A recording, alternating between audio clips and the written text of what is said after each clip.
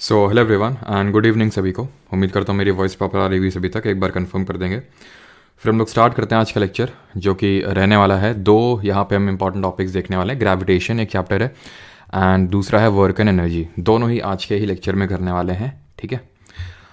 जय Shri Ram and good evening सभी को। आकांक्षा, ऋषभ, शिवांगी। नाम देखो, मर्दों का मसीहा टोनी स्टार्क। चले तो स्टार्ट करते हैं फिर। और बारिश हो रही है। बारिश कहाँ हो रही है भाई? हाँ, वॉइस तो आ रही है ना? हाँ, प्रॉपर है, ठीक। नाम ले लो सर। दिनेश कुमार साहू हमारे बीच मौजूद हैं। सभी लोग जो है तालियों की गड़गड़ाहट से इनका स्वागत करेंगे, ठीक है। तो फिर स्टार्ट करते हैं अभी ग्रेविटेशन को, ठीक है। अच्छा, ग्रेविटी जब मैं बोलता हूँ तुम्हारे दिमाग में क्या आता है? क्या आता है तुम्हारे दिमाग में? सबसे पहले न्यूटन और न्यूटन का सेव, ये दो चीज़ें आती होंगी। न्यूटन और उनका सेव, कि भाई न्यूटन बैठे थे, सेव गिर गया। अब फिर तुम एक्सक्यूज़ दोगे कि बाकी जब चीज़ें गिर रही थी तो इनको क्या समझ नहीं आ रहा था? तो क्या न्यूटन में ही? तो भाई अब उनको तब समझ में आ गया। आप खुद सोचो, ये बात इनको ये कब डिस्कवरी करी? जब हमारे यहाँ बैटल्स लड़े जा रहे थे। बैटल ऑफ प्लासी कब लड़ा गया था? 1757 में। इससे भी 80-90 साल पहले, उससे भी 80 साल अप्रॉक्सीमेटली 80 साल पहले इन्होंने ग्रेविटी की डिस्कवरी कर डाली थी। यानी कि 17th सेंचुरी में इन्होंने इसकी खोज कर डाली थी। लेकिन वो चीज़ छोड़िए अभी। ग्रेविटी से आप समझते हैं कि भाई ग्रेविटी का मतलब है कि अर्थ जो है अट्रैक्ट कर लेती है ग्रेविटी से। मतलब कि आपके अंदर भी अगर ये पावर आ जाए तो आप उसको अट्रैक्ट कर लें। लेकिन मैं आपसे क्या होगा अगर मैं आपसे ये बोलूं कि है आपके पास वो पावर, आपके पास भी ग्रेविटी है, आप भी अट्रैक्ट कर रहे हो, लेकिन है क्या कि आपकी ग्रेविटी कम है। आपकी ग्रेविटी कम है, इसलिए आप उसको अट्रैक्ट नहीं कर पा रहे हो, फिर किसी को भी अट्रैक्ट नहीं कर पा रहे हो। आप किसी के पास जाते हो तो ऐसा नहीं कि वो आपके अंदर मतलब चिपक जाता है, जैसे मैग्नेट चिपकता है। क्यों? लेकिन वहीं अगर हम बात करें, किसी भी चीज़ को अगर मैं छोड़ दूं ऊपर से, वो तुरंत नीचे चली जाएगी। कुछ भी नीचे चली जाएगी। क्यों? क्योंकि अर्थ ग्रेविटी लगा रही है। तो अभी मैंने बोला कि हम लोग भी ग्रेविटी लगा रहे हैं। जैसे ये मेरे सामने लैपटॉप रखा हुआ, ये भी मेरे पे ग्रेविटी लगा रहा है, मैं भी इस पे लगा रहा हूँ, लेकिन मेरे पे चिपकी नहीं रहा है। क्यों? तो उसका रीज़न हम समझेंगे अभी क्यों। वो रीज़न हमें देता है universal law of gravitation. Universal law of gravitation जो कि न्यूटन जी ने दिया था, इनके अनुसार हर जो भी चीज़ें हैं उनका कुछ ना कुछ मास है। जिसका भी कुछ ना कुछ मास है, मेरे बालों का कुछ मास है, वो भी अट्रैक्ट कर रहे हैं एक दूसरे को। तो जिनके पास भी मास है, जिन भी बॉडीज़ के पास मास है, वो एक दूसरे को अट्रैक्ट करती हैं। उसका जो किस फोर्स के साथ अट्रैक्ट करती हैं वो डायरेक्टली प्रोपोर्शनल होता है, यानी कि अनुपातिक होता है किसके? Product of these two masses. और इनवर्सली प्रोपोर्शनल होता है, क्या बोलते हैं उसको हिंदी में? व्युत्क्रमानुपाती होता है। किसके? डिस्टेंस का स्क्वायर का। इनके बीच की डिस्टेंस में आर ले लेता हूं तो उस डिस्टेंस का स्क्वायर का इनवर्सली प्रोपोर्शनल होता है ये फोर्स। ये बोलता है यूनिवर्सल लॉ ऑफ ग्रेविटेशन, यानी कि हर कोई वो कर रहा है। अब तुम्हारे मन में क्वेश्चन उठेगा, सर ये हम मतलब सर ये मान लो हम है, ठीक है, ये वो है जिसको हम अट्रैक्ट करना चाहते हैं, ठीक है, लेकिन ये तो इससे अट्रैक्ट हो जाती है। तो क्या इसके अंदर ज़्यादा ग्रेविटी है? बिल्कुल। अब है क्या, जैसे ही किसी की सरकारी नौकरी लगती है उसके अंदर ग्रेविटी भर भर के आ जाती है, बस अट्रैक्शन हो जाता है। समझ रहे हो? तो ये जो लॉ है ये न्यूटन ने नहीं दिया था, ये इंडिया में इसकी इजाद हुई है, ठीक है। ये एक सोशल लॉ है, सोशल लॉ ऑफ ग्रेविटेशन आप बोल सकते हो। तो सोशल लॉ जो है वो आपको बस समझ लेना है। वैसे ये एग्जाम पर्सपेक्टिव से इंपॉर्टेंट नहीं है, लाइफ पर्सपेक्टिव से इंपॉर्टेंट है। ये आपको मोटिवेट करने में हेल्प करेगा, ये आपको मार्क्स गेन करने में हेल्प करेगा।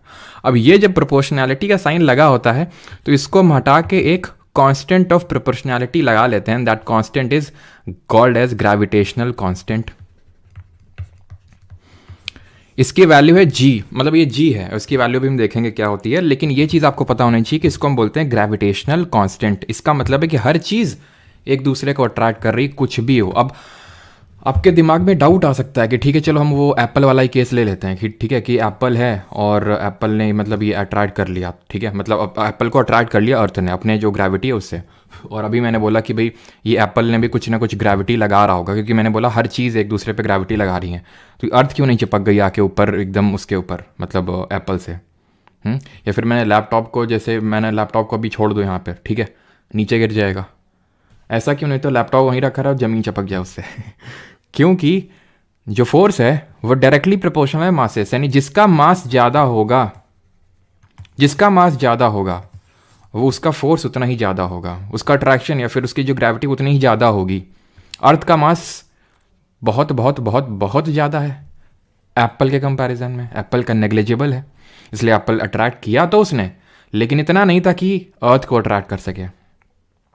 न्यूटन का थर्ड लॉ तो ही बोलता है ना, for every action there is an equal and opposite reaction. तो हर कोई अपोजिट रिएक्शन भी दे रहा है, लेकिन डिपेंड ये करता है किसका वो है किसका भारी रिएक्शन है, इस पे ये डिपेंड करता है। ठीक है, अब थोड़ी सी हम चर्चा इस बात पे कर लेते हैं कि जो ग्रेविटेशनल कांस्टेंट होता है, इस पे क्वेश्चन बन जाता है कि जो ग्रेविटेशनल, तो एक चीज़ ध्यान रखना, कल मैंने आपको एक चीज़ बताई थी ना कि ऐसे ही इलेक्ट्रोस्टैटिक का जो फोर्स है इलेक्ट्रोस्टैटिक में भी दिया जाता है। ठीक है, एंड दैट इज कि अगर ये, इसको कूलॉम जी ने दिया था कि अगर दो चार्जेस रखे हुए हैं तो एक दूसरे को अट्रैक्ट करेंगे। अच्छा मुझे बताइए, ये जो अभी फोर्स ऑफ ग्रेविटेशन यहाँ मैंने पढ़ाया, या फिर यहाँ पे जो अभी मैं समझाने जा रहा हूँ इलेक्ट्रोस्टैटिक फोर्स इसको बोलते हैं, तो ये कैसे टाइप ऑफ फोर्स हैं? कॉन्टैक्ट है, नॉन कॉन्टैक्ट है, कंजर्वेटिव है कि नॉन कंजर्वेटिव है, ये आपको बताना है। यहाँ पे भी सेम वही लगता है, एफ ऐसे निकलता है। ठीक है, प्रोडक्ट ऑफ जो चार्जेस होते हैं उसके डायरेक्टली प्रोपोर्शनल होता है फोर्स, और जो इनके सेंटर के बीच की एक तरह से जो डिस्टेंस है आर मान लेते हैं, उसके इनवर्सली प्रोपोर्शनल का स्क्वायर होता है ये। ठीक है, फिर यहाँ पे हम कांस्टेंट ऑफ ये मतलब हटाते हैं और कांस्टेंट ऑफ प्रोपोर्शनलिटी लगता है 1/4 pi epsilon naught Q1 Q2 upon r square. ये आप में से काफ़ी लोगों ने क्लास 11th में पढ़ाओगे, जब हम क्लास 11th में एंटर करते हैं तो इलेक्ट्रोस्टैट में सबसे पहले यही सिखाया जाता है। और चार्ज की यूनिट क्या होती है तो थोड़ा सा देख लो, जैसे ये है बिल्कुल वैसे ही है। ठीक है, अब यहाँ पे तो हमने लिख दिया 1/4 पाई एप्सिलॉन नॉट, लेकिन ये जी की वैल्यू क्या होती है अभी देखते हैं। लेकिन ये जो क्यू है ये यहाँ पे चार्ज को दिखा रहा है, आवेश को दिखा रहा है, और आवेश खान की अगर बात करें तो कूलॉम इसकी SI यूनिट है, यहाँ पे मैं लिख देता हूँ। ठीक है, कूलॉम जी के नाम पे है। ऑलराइट, अच्छा फोर्स की यूनिट क्या होती है? बट बिफोर दैट जो मैंने आपसे क्वेश्चन पूछा था, ये दोनों, ये ग्रेविटेशनल वाला फोर्स और इलेक्ट्रोस्टैट वाला फोर्स दोनों ही नॉन कॉन्टैक्ट हैं, बिकॉज कॉन्टैक्ट में कोई आ नहीं रहा है इसलिए नॉन कॉन्टैक्ट है, और कंजर्वेटिव हैं, ये मैंने आपको बताया था। अगर स्प्रिंग फोर्स को छोड़ दें जो कि कॉन्टैक्ट फोर्स होता है, तो जितने भी नॉन कॉन्टैक्ट फोर्स हैं वो कंजर्वेटिव इन नेचर होते हैं, यानी कि work done is independent of path and work done in a closed path is 0। Clear? अब देखते हैं भाई जी, अब लेकिन हाँ जी की पहले बाद में चर्चा करेंगे। केपलर जी को यार थोड़ा सा वेलकम करें सभी लोग, मैं चाहता हूँ। क्यों? क्योंकि ये जो चीज़ न्यूटन जी ने बताई ना, क्या कि ये जो इनवर्सली प्रोपोर्शनल होता है डिस्टेंस के स्क्वायर के, ऐसे नहीं बता ली। केपलर जी ने अपने जब लॉ ना देते ये, तो न्यूटन जी इतना आसानी से ना बता पाते। That is not to demean the Newton ji. Newton ji तो न्यूटन जी हैं, उनके बारे में क्या ही कहना। न्यूटन आइंस्टाइन आपने नाम इतना सुना होगा, लेकिन केपलर जी की भी थोड़ी सी प्रशंसा होनी चाहिए, है ना। ऐसा ना हो कि जैसे गांधी जी और भगत सिंह का होता है ना तो वैसा टाइप ना हो यहाँ पे। तो केपलर जी ने 3 लॉ दिए थे, जिनको 3 प्लानिटरी लॉ बोलते हैं। इन्होंने प्लैनेट के संबंध में, क्योंकि भाई क्यूरोसिटी होती थी उस टाइम पे। अब हमारे इस टाइम पे क्या क्यूरोसिटी होती है कि भाई नई पिक्चर डाली कि नहीं डाली, कहाँ हैं उस समय, इस समय वो खाना खाया कि नहीं खाया। ठीक है, इस टाइप की उस टाइम पे लोग को ये क्यूरोसिटी हुआ करती थी कि भाई प्लैनेट कैसे मूव करते हैं, कैसे सारी चीज़ें होती हैं। तो केपलर जी उनमें से एक थे, हमारे जोहानस केपलर इनका नाम था। इन्होंने 3 लॉ दिए थे, 3 नियम दिए थे। First law, second law, third law. First law को बोलते हैं law of orbit. Law of orbit बोलते हैं। क्यों? क्योंकि केपलर का पहला नियम ये बोलता है, ज्योग्राफी तो अभी मैंने तुम्हें पढ़ाई नहीं है, ठीक है, लेकिन इतना तो थोड़ा शायद पढ़ा होगा तुमने। बाकी जो पिछले बैच वाले उनको तो पता ही होगा, उनमें ज्योग्राफी हो चुकी है कि जैसे ये हमारा सूरज है, इसके अराउंड हमारा सन घूमता, सॉरी अर्थ, जो कितना कोई भी प्लैनेट घूमता है, कोई भी ग्रह सूरज के अराउंड चक्कर लगाता है कि नहीं, जैसे कि तुम उसके अराउंड लगाते हो। तो ये जो सन है, ये एक तरह से सेंटर पे हम बोल सकते हैं बैठा हुआ है, और जो प्लैनेट्स हैं इसके अराउंड चक्कर लगा रहे हैं। यहां पे मैं एक प्लैनेट, पहली बात तो ये पहला लॉ ये बोलता है कि किस ऑर्बिट में, किस कक्षा में, इसको हम बोलते हैं कक्षाओं का नियम। ये कक्षा यानी ऑर्बिट किस शेप की है, ये इलिप्स शेप की है। पहला लॉ केपलर का ये बोलता है कि all the planets revolve around the sun in an elliptical orbit, that's why the law of orbit. Ellipse को हम हिंदी में बोलते हैं दीर्घ वृत्ताकार। दीर्घ वृत्ताकार सेंटर तो मतलब सर्कल तो ये होता है, सर्कल का जो सेंटर होता है उसे कहीं भी सर्कमफ्रेंस में आप पॉइंट वो मतलब वो खींच दो तो उसको रेडियस बोलते हैं, बिकॉज वो इक्वल होती है किसी भी पॉइंट इन दी जो उसका सर्कमफ्रेंस है, आप सेंटर से खींच दो उसको हम उसका रेडियस बोलेंगे। लेकिन यहाँ पे हम बोल सकते हैं क्या? ना ना, यहाँ से ये मैंने आपको चीज़ बताई भी थी जब ज्योग्राफी पढ़ाया था, जैसे ये डिस्टेंस कम होगी ये डिस्टेंस ज़्यादा होगी, ये मैंने तब पढ़ाया था जब मैंने आपको ये बताया था कि जो हमारी अर्थ का शेप होता है वो जियोइड शेप होता है, ऑब्लेट स्फीरॉइड शेप होता है। In that shape the earth is फूली हुई इन द बीच में and flattened at the top, यानी earth is bulged at the centre and flattened at the poles. तो इस वजह से ये डिस्टेंस कम होती, ये डिस्टेंस ज़्यादा होती। तो सर्कल में अगर होता पूरा सर्कुलर तो सेम होती, ठीक है। तो एलिप्टिकल ऑर्बिट होता, पहली चीज़ आप समझ गया, ठीक है। इलिप्स आप में से काफ़ी लोगों ने पढ़ा भी होगा, कोनिक सेक्शन में इलिप्स, पैराबोला, हाइपरबोला, ये बोला वो बोला। भाई साहब बड़ा कन्फ्यूजन होता था पता है मुझे किसमें, इलिप्स और हाइपरबोला में, है ना। ये साथ में तो पढ़ते हैं हम लोग, जैसे ये इलिप्स होता है और हाइपरबोला इस तरह से होता है, पैराबोला तो लो चलना बंद हो गई है, इसी बात में गुस्सा हो गए, नहीं पढ़ेंगे हम, अब तो हम पढ़ाएंगे। तो पैराबोला हम लोग इस तरह से पढ़ते हैं, डिफरेंट टाइप के जो होते हैं, ठीक है। याद आ रही पुराने दिनों की, बस और कुछ नहीं। सेकेंड लॉ पे आते हैं अभी। सेकेंड लॉ ये बोलता है न्यूटन इनका केपलर का कि जब प्लैनेट सन के पास में होगा ना जल्दी जल्दी चलेगा, और जब दूर होगा तो आराम आराम से चलेगा। क्यों? क्योंकि उसमें एक सिस्टम फीड कर दिया गया है। क्या? कि जो तुम एरिया स्वीप करोगे, ये जो एरिया होगा, ठीक है, वो इस एरिया के बराबर होगा अगर अगर अगर अगर यहां से यहां तक चलने में जितना टाइम लगा है वही टाइम यहां से यहां तक चलने में लगा, या फिर वाइसे वर्सा। या फिर वाइसे वर्सा से मेरा मतलब ये है कि अगर यहाँ पे टाइम टी लगा है और एरिया ए है, तो अगर इसको मैं कैलकुलेट कर रहा हूँ एरिया को, ये एरिया ए है, देन टाइम यहाँ से यहाँ में लगने में टी लगा होगा।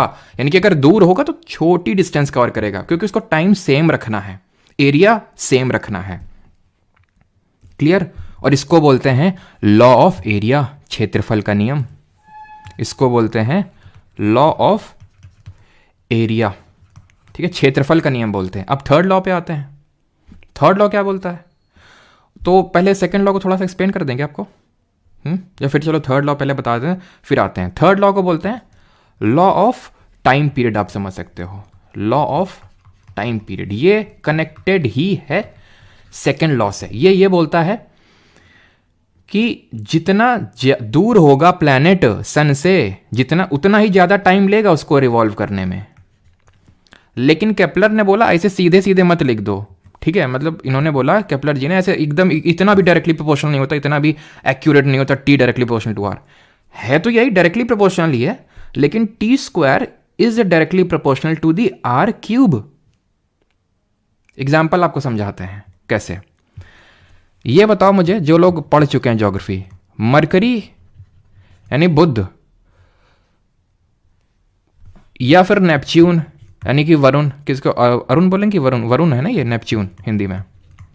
कौन दूर है? कौन दूर है सन से? तो मरकरी नियरेस्ट प्लैनेट है, नेपच्यून फारदेस्ट प्लैनेट है, बुध सबसे नजदीक है, वरुण सबसे दूर है। मरकरी कितने टाइम लेता है अर्थ सन के रेवोल्यूशन में, जरा बताइए। मरकरी लेता है 88 दिन। अगर हम एक दिन को 24 घंटा कंसिडर कर रहे हैं उस हिसाब से 88 दिन लगते हैं मात्र। नेपच्यून को 165 साल, 165 ईयर्स। यानी कि जब हमारी 2 पोस्टें लगभग चली जाएंगी तब इनका एक रेवोल्यूशन पूरा होगा नेपच्यून का अराउंड द सन। मरकरी 88 दिन, वीनस शुक्र 134 दिन, अर्थ ऐसे ही तो होता है ना। मरकरी के बाद कौन आता है प्लैनेट? वीनस आता है, उसके बाद अर्थ आता है। 88 दिन, 134 दिन यानी 134 डेज, 365 डेज, इस तरह से बढ़ता चला जाता है। क्यों? डिस्टेंस बढ़ रही है ना, तो डिस्टेंस बढ़ रही तो टाइम भी बढ़ेगा। लेकिन एग्जैक्टली मैथमेटिकल अगर मैथमेटिकली लिखूंगा, जो कि केपलर जी ने बताया था, T square directly proportional to the r cube. इसको लॉ ऑफ टाइम पीरियड बोलते हैं, लॉ ऑफ टाइम पीरियड बोलते हैं। लेकिन अगर मैं इसको इस तरह से डिफाइन करूं, वैसे तो आपको नोट्स में मिलेगा कि क्यूब वही सेम चीज जो यहां पे लिखी हुई, इसी को डिफाइन कर रहा हूं मैं, उसी को बस वर्ड फॉर्म में लिख रहा हूं। Cube of mean distance of a planet from the sun is square of the time period, ठीक है, is proportional to the square of the time period, या फिर हम बोल सकते हैं ऑर्बिटल स्पीड, ठीक है। ये आप समझिए। लॉ ऑफ एरिया क्या बोलता है कि इसको भी चलो यार मैं लिख ही देता हूं, जो सेकेंड लॉ है, ठीक है। और फर्स्ट लॉ तो लिखने की ज़रूरत नहीं, खुद से लिख लेना कि जो इनका ऑर्बिट, जो इनका पाथ होता है दैट इज़ इलिप्टिकल पाथ, बस, ठीक है। इसको इस तरह से मैं लिख सकता हूँ, the line joining the planet and the sun sweep out equal areas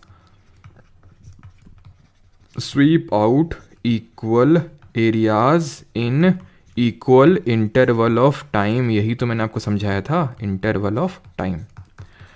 अब आगे बढ़ने से पहले मास एंड वेट पढ़ने से पहले हमने किसी को छोड़ दिया था, हमने किसी को इग्नोर कर दिया था और वो फिर गाना गाने लगा, मुझसे जो यूँ नज़रें चुराने लगे हो तो इसलिए उसको हम यहाँ पे भी छोड़ेंगे नहीं।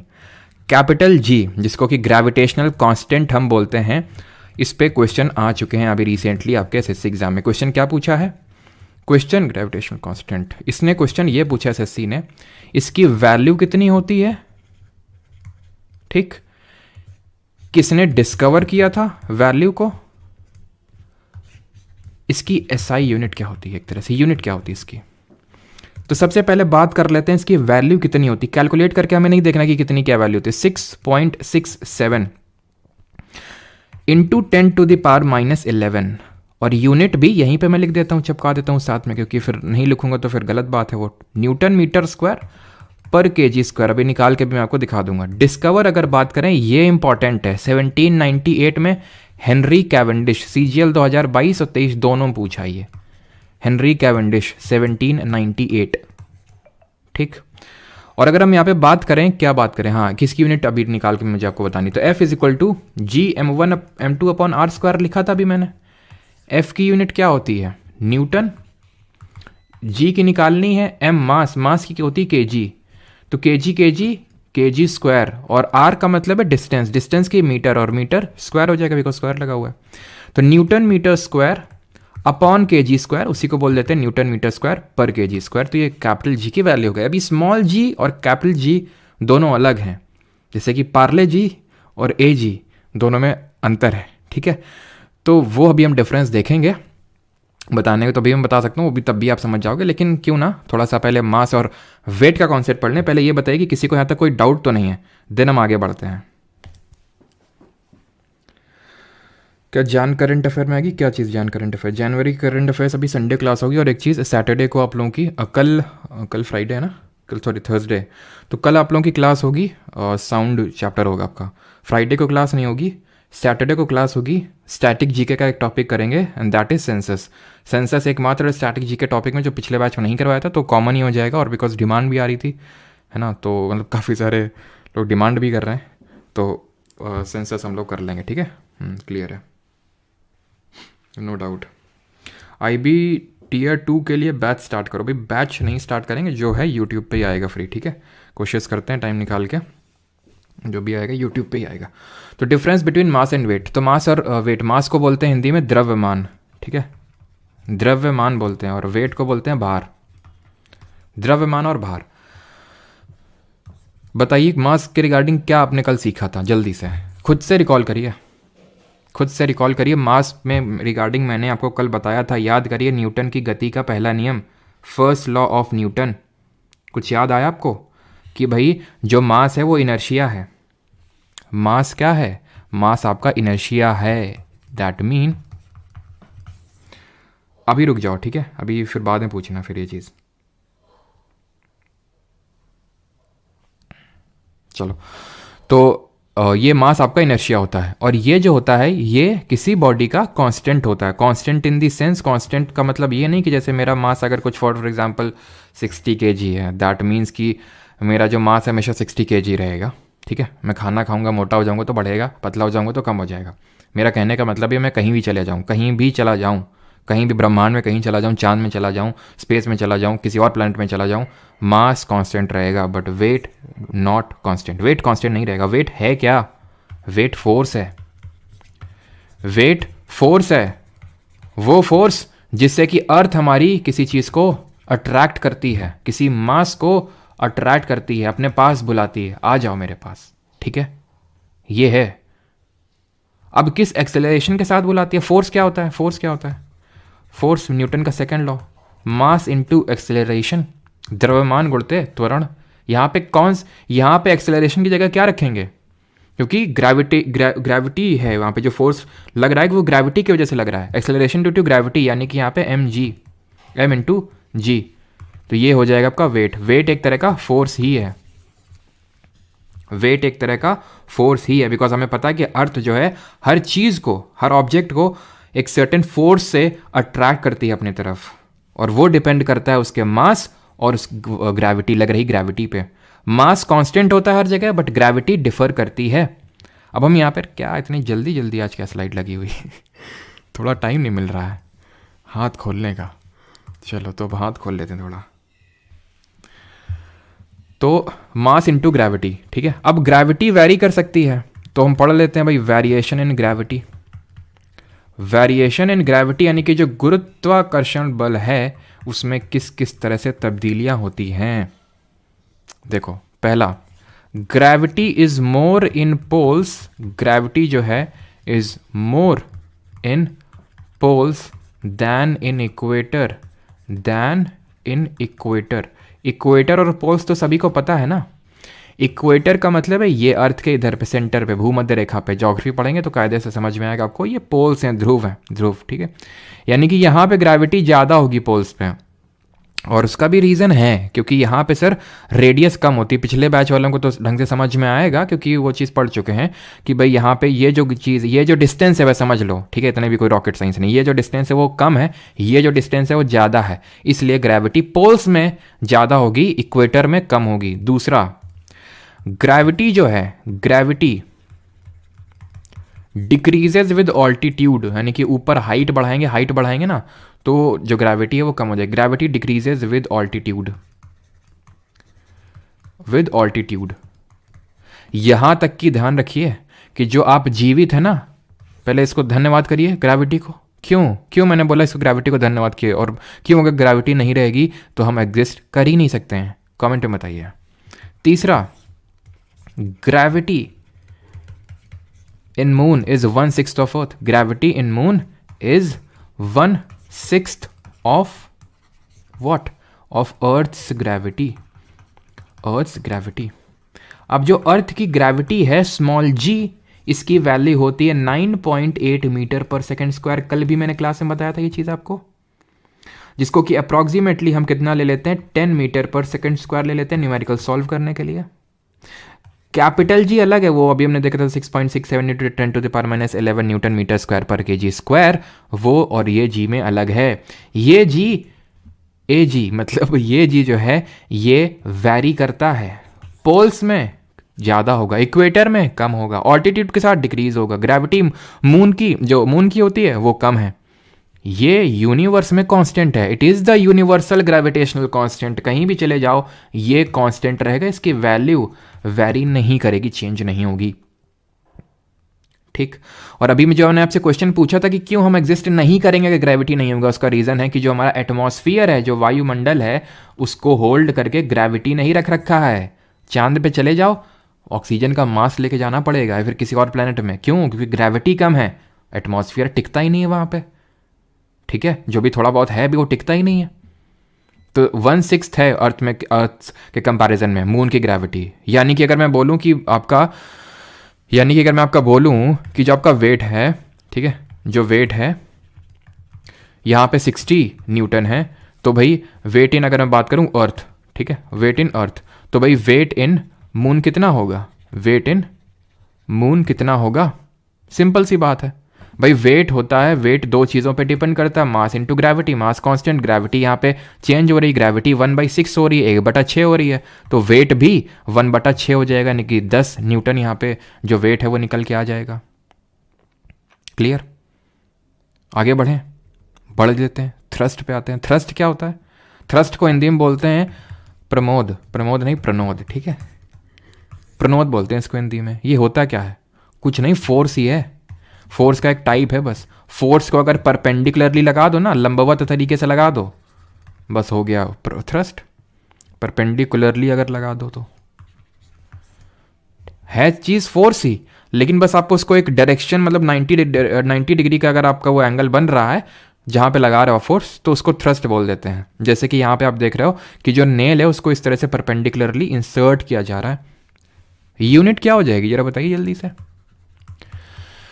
यूनिट क्या हो जाएगी? न्यूटन। क्यों? है तो फोर्स ही ना, परपेंडिकुलर लग रहा है तो क्या यूनिट बदल जाएगी? और ये भी क्या रहेगा? वेक्टर ही रहेगा, सिंपल। अब आते हैं प्रेशर पे, जिसको हिंदी में क्या बोलते हैं? दाब बोलते हैं। इसको हिंदी में क्या बोलते हैं? दाब।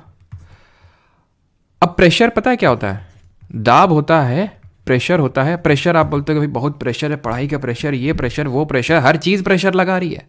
यहाँ तक कि आप अभी बैठे क्लास ले रहे हैं, मैं बैठे क्लास आपको दे रहा हूँ, प्रेशर लग रहा है। कौन लगा रहा है? एयर लगा रही है प्रेशर। पता है कितना प्रेशर लग रहा है? इतना प्रेशर लग रहा है। ये पीए क्या है? ये पास्कल है, ठीक है। और 10⁵ पास्कल को 1 ATM बोलते हैं। इसको बोलते हैं 1 एटमॉस्फेरिक प्रेशर। इतना सी लेवल पे, सी लेवल का मतलब है कि भाई नॉर्मल लेवल, जिस लेवल पे हम लोग रह रहे हैं, अगर मान लो कि हम लोग पहाड़ों पे रह रहे हैं तो अलग होगा, ठीक है, नीचे गड्ढे में कहीं और चले जाएं तो वो अलग होगा। नॉर्मल की बात हो रही है, 1 एटमॉस्फेरिक प्रेशर 10⁵ पास्कल। पास्कल इसकी यूनिट क्यों है? ये यूनिट है, ध्यान रखना, SI यूनिट है किसकी? ऑफ प्रेशर, ठीक है। क्यों? क्योंकि इसको ब्लेज पास्कल जी ने इन्वेंट किया था। जैसे न्यूटन है किसकी यूनिट? न्यूटन है फोर्स की यूनिट, लेकिन एक्चुअल में है क्या वो है kg मीटर पर सेकेंड स्क्वायर, बट उसको न्यूटन बोल देते हैं इन शॉर्ट, क्योंकि न्यूटन जी ने इसको डिस्कवर किया था। प्रेशर जो एक्चुअल में होता है वो होता है कि आप कितना फोर्स लगा रहे हो, कितने एरिया में लगा रहे हो, वो है प्रेशर। यानी कि pressure is equal to force upon area, या फिर थ्रस्ट अपॉन एरिया मैं बोल सकता हूँ, अगर बहुत ही स्पेसिफिकली बोलूँ, बिकॉज प्रेशर यूजुअली इस तरह से लगाया जाता है परपेंडिकुलरली, तो इसी को मैं थ्रस्ट अपॉन एरिया भी लिख सकता हूँ। यानी कि जो प्रेशर है वो दो चीज़ों पे डिपेंड करता है, कितना थ्रस्ट लगा रहे हो, कितना फोर्स लगा रहे हो, किस एरिया में लगा रहे हो, कितने एरिया में लगा रहे हो। जैसे कि ये हथौड़ा है, हैमर है, इसको मारा, घुस गया ये, लेकिन अगर मैं सोचूं इसको उल्टा कर दो, ये उसको उल्टा कर दो, उल्टा कर दो, तो अब क्या होगा? ये इधर हो जाएगा। यानी कि इस बार जो फोर्स लग रहा है, थ्रस्ट लग रहा है, उतना ही लगा रहा हूं मैं, जितना मान लो कि 10 न्यूटन का लगाया तो पिछली बार, इस बार भी 10 न्यूटन का ही लगा रहे हैं, ठीक है। अब घुस जाएगा क्या? नहीं घुसेगा। क्यों? क्योंकि जो अब ये जो लग रहा है ना, क्या फोर्स, वो ज़्यादा एरिया में लग रहा है, वो ज़्यादा एरिया में लग रहा है। जैसे कि जब आप चलते हैं कहीं पे भी सैंड में, रेत में, ठीक है, रेत में अगर आप चलते हैं, ठीक है, तो रेत में अगर आप अपना खड़े हो जाएं, एकदम खड़े हो जाएं, तो पूरा वेट आपका सर्टेन स्पेसिफिक एरिया में लग रहा है, बहुत ही कम एरिया में। अगर आप लेट जाएं तो उतना ज़्यादा डिस्प्लेसमेंट नहीं करेगा, वो रेत के अंदर ज़्यादा घुसेगे नहीं। जैसे बेड होता है, बेड में खड़े हो जाते हो, छोटे में करते ही होगे, अभी भी करते ही होगे तो मम्मी मना करती होंगी कि खड़े मत हो जाना उसमें, ठीक है, अगर मतलब वैसे तो बेड घुस जाता है अंदर। क्यों? क्योंकि बहुत स्मॉल एरिया में आपका वो प्रेशर लग रहा है। आप लेटते हो तो नहीं लगता है, क्योंकि आपका एरिया बढ़ गया। यानी कि प्रेशर जो है दो चीज़ों पर डिपेंड कर रहा है, थ्रस्ट फोर्स के डायरेक्टली प्रोपोर्शनल अनुपातिक है, और एरिया के इन्वर्सली प्रोपोर्शनल है, व्युत्क्रमानुपाती है। यानी एरिया को कम करो अगर प्रेशर, जैसे कि तुम हो, ठीक है, तुम हो, इंजेक्शन लगता है, बचपन में कहीं और लगता था, अभी तो हाथ में लगता है, तो क्या होता है उसमें जो सिरिंज होती है, सिरिंज कितनी नीडल उसकी पतली होती है कि नहीं, एकदम पॉइंटेड होती है। सोचो अगर वो ब्लंट हो, है इतनी मोटी हो, है फिर कैसे लगाना पड़ेगा? जैसे कि ठक ठक मार के एकदम, जैसे इंटेंसिटी समझ रहे हो, तो जैसे कि मतलब भैंस अगर जानवरों के लगाते हैं वैसे उनके भी वही लगता है, लेकिन फिर भी तो मतलब कितनी पॉइंटेड होती है वो, इसीलिए क्योंकि एरिया कम रखा जाता है, ताकि जो प्रेशर है वो क्या लगाना पड़ेगा, एरिया कम होगा, ठीक है, एरिया कम होगा। एरिया किस चीज़ का? ये, ठीक है, ये इस चीज़ का। और थ्रस्ट जितना ज़्यादा होगा प्रेशर उतना ज़्यादा होगा, एरिया जितना कम होगा आपका प्रेशर, एरिया जितना कम प्रेशर उतना ही ज़्यादा लगेगा, ठीक है, सिंपल। तो आप जितना ज़्यादा इस पर मतलब प्रेशर लगेगा तो आप पे कम वो दबाव पड़ेगा, वो फिर समझ गए आप कि प्रेशर होता क्या है, थ्रस्ट अपॉन एरिया। अब ये जो प्रेशर है अभी मैंने बताया, चलिए इसके यूनिट समझ लेते हैं, ठीक है। यूनिट क्या होगी? यूनिट तो मैंने लिख दी कि भाई पास्कल है वैसे, ठीक है, क्योंकि लेकिन वो पास्कल है क्या चीज़? जैसे केजी मीटर, न्यूटन क्या है? न्यूटन है केजी मीटर पर सेकेंड स्क्वायर। उसी तरह ये क्या है? तो प्रेशर है फोर्स अपॉन एरिया। फोर्स क्या होता है? न्यूटन, ठीक है, सिंपल मैं न्यूटन लिख रहा हूँ, ठीक है, या फिर मैं चलो न्यूटन ना लिख के केजी वही लिख लेता हूँ, ठीक है। फोर्स की मतलब जो यूनिट होती है केजी मीटर पर सेकेंड स्क्वायर, ठीक है, पर सेकेंड स्क्वायर। ऊपर लिखूँ नीचे लिखूँ? चलो नीचे लिख लेता हूँ, per second square. Area metre square होता है, मीटर स्क्वायर होता है ना एरिया, तो तो मीटर से मीटर कैंसिल होगा तो क्या हो जाएगा, केजी मीटर इनवर्स, और या फिर इसको मैं केजी पर मीटर पर सेकेंड स्क्वायर बोल सकता हूँ, ठीक है, इस तरह से लिख सकता हूँ मैं। चलो फिर से ढंग से लिख देता हूँ यहाँ पे, क्योंकि 1 मीटर ऊपर जाएगा तो केजी पर मीटर सेकेंड स्क्वायर, ठीक है। इसी को मैं बोल देता हूँ क्या, इसी को मैं पास्कल बोल देता हूँ इन शॉर्ट, क्योंकि जो ब्लेस पास्कल जी थे उन्होंने इसकी मतलब इसमें इन्वेंशन किया था, इसलिए उनको थोड़ा सा क्रेडिट देने के लिए या फिर उनकी थोड़ी रिस्पेक्ट के तौर पे हम ये कर देते हैं। बाकी तो आप इसको ये भी बोल सकते हैं कि थ्रस्ट की यूनिट मतलब न्यूटन होती है इन शॉर्ट, और एरिया की क्या होती है, मीटर स्क्वायर, तो न्यूटन पर मीटर स्क्वायर भी लिख सकते हैं। तो आपसे कभी 3 ऑप्शन दे दे कि which of the following is not a unit of pressure, एक ये दे देगा, एक ये दे देगा, पास्कल लिख देगा, और एक हो सकता है कुछ और लिख दे, न्यूटन लिख दे, ठीक है। तो इस तरह से क्वेश्चन पूछ लेगा, ठीक है। 4 सही से, सिद्धार्थ बेटा सुधर जाओ। चलो तो अभी आते हैं प्रेशर इन फ्लूइड्स पे, ठीक है। तो फ्लूइड पे अगर हम बात करें, फ्लूइड भी प्रेशर लगाते हैं, फ्लूइड भी प्रेशर लगाते हैं। जैसे ये फ्लूइड, ये मान लो कि इसमें कुछ फ्लूइड भरा है, फ्लूइड का मतलब है कि कुछ भी, पानी, शहद, तेल, कुछ भी हो सकता है, ठीक है। लिक्विड का मेरा मतलब है लिक्विड, ठीक है। तो कहीं भी तुम छेद कर दो, पानी एकदम बहुत तेज़ी के साथ निकलेगा, जितना नीचे छेद करोगे उतना ही तेज़ी के साथ पानी निकलेगा, जितना ऊपर रखोगे उतना ही कम तेज़ी के साथ पानी निकलेगा। होता है कि नहीं होता है। तो प्रेशर जो फ्लूइड लगा रहा है, ठीक है, इसको चलो मैं आपको थोड़ा सा समझाता हूँ। जैसे कि तुमने हरकत ज़रूर करी होगी, मग्गा लिया होगा जिससे नहाते होगे, ठीक है, और ऐसे उल्टा जो है इसको ऐसे डुबोया होगा अंदर, है ना, खूब अंदर, अभी छोड़ देते होगे, बहुत तेज़ी के साथ ऊपर आता होगा। ऊपर क्यों आया वो, क्यों आया वो ऊपर? या फिर सिंपल, कई चीज़ें हम डालते हैं पानी में, वो कुछ तैरती रहती हैं, कुछ चीज़ें डूब जाती हैं, है ना। अभी भी तुम ये मग्गे वाली हरकत कितने लोग करते हैं, ज़रा सही बताना। नाटक हो सकता है तुम में से आज ही काफ़ी लोगों ने हरकत किया हो। तो ये क्यों होता है? क्योंकि कोई भी जो फ्लूइड होता है, कोई भी फ्लूइड होता है, वो ऊपर की तरफ कुछ ना कुछ प्रेशर लगा रहा है। कोई भी जो फ्लूइड होता है वो ऊपर की तरफ वो प्रेशर लगा रहा है, और उस प्रेशर को बोलते हैं बॉयंसी, यानी कि उत्प्लावन बल। बॉयंट फोर्स बोल लो या फिर बॉयंसी बोल लो, तो मैं इसको बॉयंट फोर्स लिख देता हूँ। एक फोर्स हर लिक्विड लगा रहा होता है, उसको बोलते हैं बॉयंट फोर्स। वो कांस्टेंट नहीं होता है कि हर लिक्विड के लिए सेम होता है। जैसे कि अगर कोई चीज़ पानी में नहीं, मतलब पानी में वो डूब जा रही है, तो तुम शहद में डालोगे वो नहीं डूबेगी, वो तैरती रहेगी। क्यों? क्योंकि शहद का बॉयंट फोर्स ज़्यादा है। तो ये उसको जो बोलते हैं, यानी कि जो अपवर्ड फोर्स लगा रहा है लिक्विड, ठीक है, upward force by liquid, upward force by any liquid या फिर एनी लिक्विड या फिर फ्लूइड बोल लो, उसको बॉयंट फोर्स बोलते हैं। हिंदी में उत्प्लावन बोलते हैं। अब कितना बल लगा रहा है, कितना बल लगा रहा है, इसको थोड़ा सा देख लेते हैं, ठीक है। वो बताया था आर्किमिडीज ने। कब बताया था? बहुत सालों पहले की, तकरीबन आई थिंक 2000 साल पहले की बात है, तब बताया था इन्होंने आर्किमिडीज। यानी कि जो हम वो पढ़ते हैं ना BC, और हम लोग पढ़ के आए थे कि भाई जिस साल इनका जीसस क्राइस्ट का जो जन्म हुआ था, उसके पहले जितने भी ईयर होते हैं वो BC और उनके बाद AD, ठीक है। तो ये हम लोग BC की बात कर रहे हैं। तो आर्किमिडीज जी ने ये बताया था, ठीक है। क्या बताया था इन्होंने? कि कितना बॉयंट फोर्स लगेगा। तो इन्होंने बताया कि कोई भी बॉडी जो किसी फ्लूइड में इमर्ज्ड है, पार्शली है, फुल्ली है, तो उस पर उतना ही बॉयंट फोर्स लग रहा होगा नीचे से ऊपर की तरफ, जितना पार्ट लिक्विड का उसने डिस्प्लेस कर रखा है। ये तो पूरे घुस गए, इतना ही लग रहा है उन पे, जितना इनका मास है ना, जो मतलब सॉरी, जितना इन्होंने पानी को रिप्लेस किया है। अगर आप कोई चीज़ पानी में डालते हो तो आपका वाटर लेवल बढ़ जाता है ना। क्यों? क्योंकि उसने जगह घेर ली उतनी पानी की।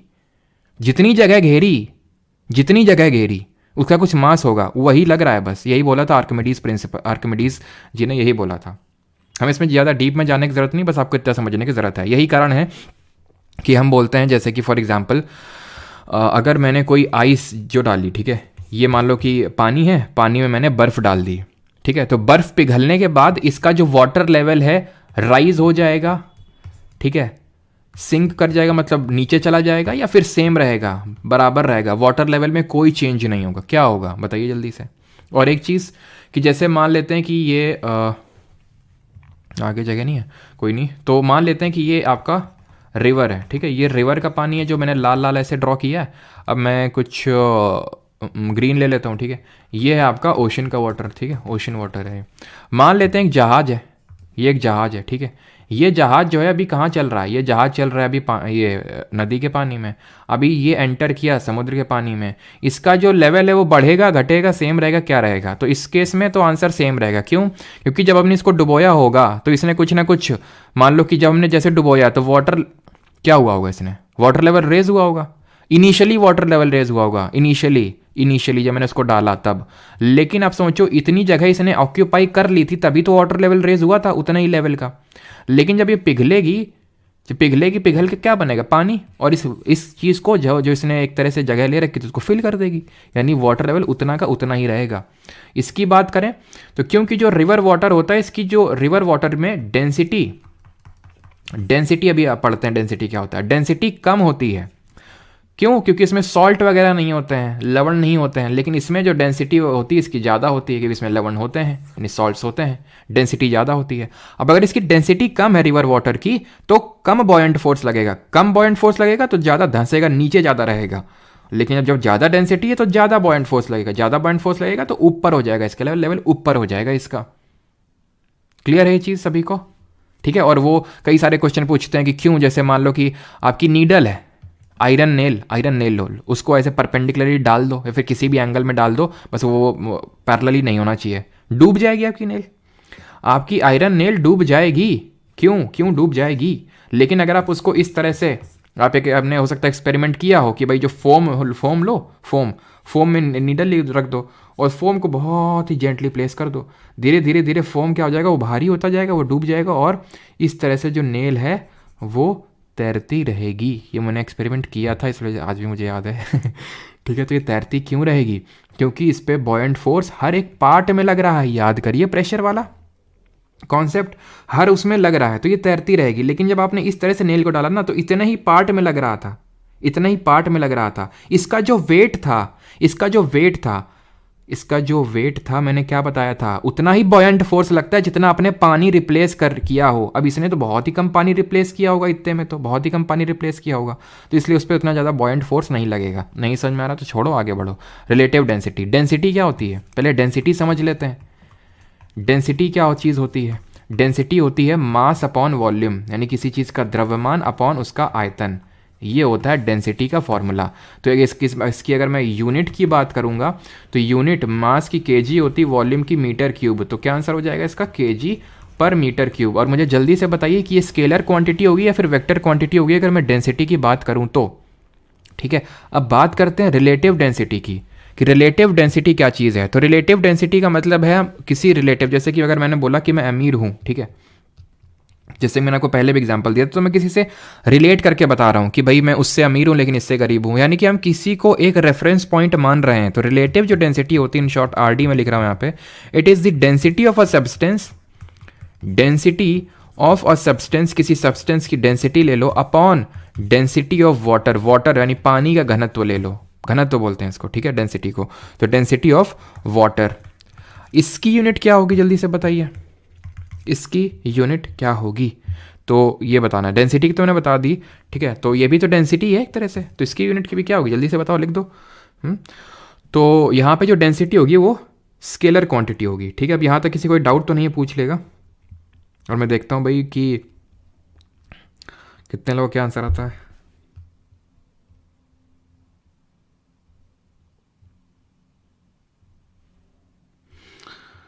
सर प्रेशर आपका स्केलर होता है, ठीक है, प्रेशर पूछ रहे हैं तो प्रेशर आपका स्केलर होता है, ध्यान रखना, it is a scalar quantity, vector नहीं है ये, ठीक है, स्केलर क्वांटिटी होता है। जैसे फॉर एग्जांपल मान लो फ्लूइड है, फ्लूइड में हर जगह प्रेशर लगा रहा है तो उसका कोई इस तरह से एक तरह से डायरेक्शन नहीं है ना, ये तो इधर भी प्रेशर लगा रहा है, इधर भी लगा रहा है, ऊपर भी लगा रहा है, फ्लूइड हर जगह लगा रहा है वो, ठीक है, वही ऊपर वाला ही को तो बोलते हैं बॉयंट फोर्स, ठीक है। और रिलेटिव डेंसिटी की नो यूनिट, ध्यान रखना, कोई यूनिट नहीं होती। क्यों नो यूनिट? क्योंकि ऊपर भी केजी पर मीटर क्यूब है, नीचे भी केजी पर मीटर क्यूब है, दोनों डेंसिटी एक दूसरे को काट देंगी। तो जब रिलेटिव किसी भी चीज़ का कोई भी रिलेटिव हो तो उसको हम बोलते हैं कि उसमें कोई यूनिट नहीं, उसकी कोई इकाई नहीं होती है। बिल्कुल, फोर्स आपका वेक्टर होता है बट प्रेशर आपका स्केलर होता है, डेंसिटी आपकी स्केलर होती है, ठीक है, बिल्कुल बात सही है, ठीक है। चलिए अब बढ़ते हैं अपने अगले टॉपिक की तरफ, and that is work and energy, ठीक है। इसको स्टार्ट करने से पहले मैं तुम्हारी आंखें खोलना चाहूँगा।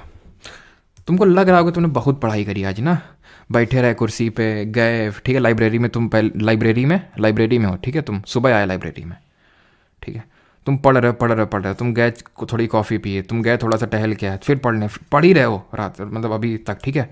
मैं बोलूँ कि तुमने अभी ज़ीरो वर्क किया, या फिर हो सकता है बहुत बहुत बहुत मतलब ना के बराबर वर्क किया हो थोड़ा बहुत, लेकिन ना के बराबर वर्क किया हो, या फिर ऑलमोस्ट ज़ीरो आप मान लो उसको। कैसा लगेगा आपको? गुस्सा हो गया ना आप? बिल्कुल। अब मैं आपको समझाता हूँ कि आपने कैसे वर्क नहीं किया, आपने कार्य क्यों नहीं किया, और ये एनर्जी क्या होती है, पावर भी पढ़ेंगे। Work, what is work? Work is when a force causes a displacement। कार्य वो है जो कोई विस्थापन करे। विस्थापन क्या है? इनिशियल पोजीशन और फाइनल पोजीशन के बीच का डिफरेंस। लेकिन तुम तो सुबह जिस कुर्सी में थे, जिस जगह में थे, वहीं पे हो, डिस्प्लेसमेंट ज़ीरो, तो वर्क ज़ीरो, खत्म। समझ गए? तो तुमने केमिकली भले काम किया हो, तुमने मस्कुलर भले काम किया हो, लेकिन फिजिकली अगर हम बात करें, फिजिक्स के हिसाब से तुमने ज़ीरो वर्क किया है। कूली वो भी ज़ीरो वर्क करता है। वो क्यों ज़ीरो वर्क करता है? वो तो डिस्प्लेसमेंट करता है, सामान लेके इधर उधर गया, लेकिन फिर भी उसने ज़ीरो वर्क किया। क्यों? क्योंकि जो वर्क है, वर्क ये पॉजिटिव भी हो सकता है, ये नेगेटिव भी हो सकता है, ये ज़ीरो भी हो सकता है। क्यों? क्योंकि वर्क का जो फॉर्मूला होता है, जो कार्य होता है, वो होता है फोर्स इनटू डिस्प्लेसमेंट। ये इसका फॉर्मूला होता है।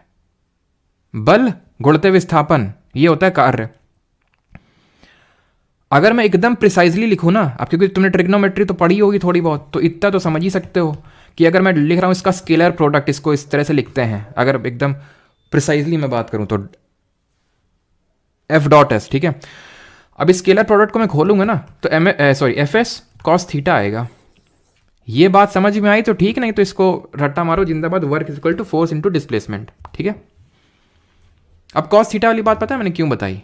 क्योंकि मुझे पॉजिटिव, नेगेटिव और जीरो समझाना है, तो समझ में तो वैसे भी आ जाएगा, लेकिन अगर कॉस थीटा तो थोड़ा बहुत जानते होगे तो ये और समझ में आ जाएगा कि पॉजिटिव कब होता है, नेगेटिव कब होता है और जीरो कब होता है। पॉजिटिव तब होता है जिस डायरेक्शन में आप फोर्स लगाते हैं उसी डायरेक्शन में डिस्प्लेसमेंट होता है, यानी कि force and displacement have same direction, इन दोनों की दिशाएं सेम है। ये दिशा पीछा नहीं छोड़ रही है ना, तो फोर्स एंड डिस्प्लेसमेंट, कोई भाई दिशा नाम का बुरा नहीं मानेगा, ठीक है, बस मजाक के लिए है। तो force and displacement have same direction. Negative when force and displacement are anti parallel. यहां क्या है? Force and displacement have same direction, मतलब दे आर पैरेलल, समानांतर है। जीरो बाद में समझते हैं, पहले पॉजिटिव नेगेटिव समझ लेते हैं, ठीक। ये डब्बा है, खिसकाया तुमने इधर की ओर तुम फोर्स लगा रहे थे, और इधर ही की तरह वो खिसका भी। जहां लग रहा था वहीं, जहां फोर्स लगाया वहीं डिस्प्लेसमेंट हुआ, पैरेलल हुआ, तो पॉजिटिव होगा वर्क। जो भी होगा, डिस्प्लेसमेंट किए हो तो पॉजिटिव होगा। अगर तुमने चाहे जितना धक्का लगा लिया, तुमने कुछ भी हिला तक नहीं पाए उसको, यहां पे खड़े हुए हो तुम, अभी जीरो वर्क डन किए हो तुम, क्योंकि डिस्प्लेसमेंट हुआ ही नहीं।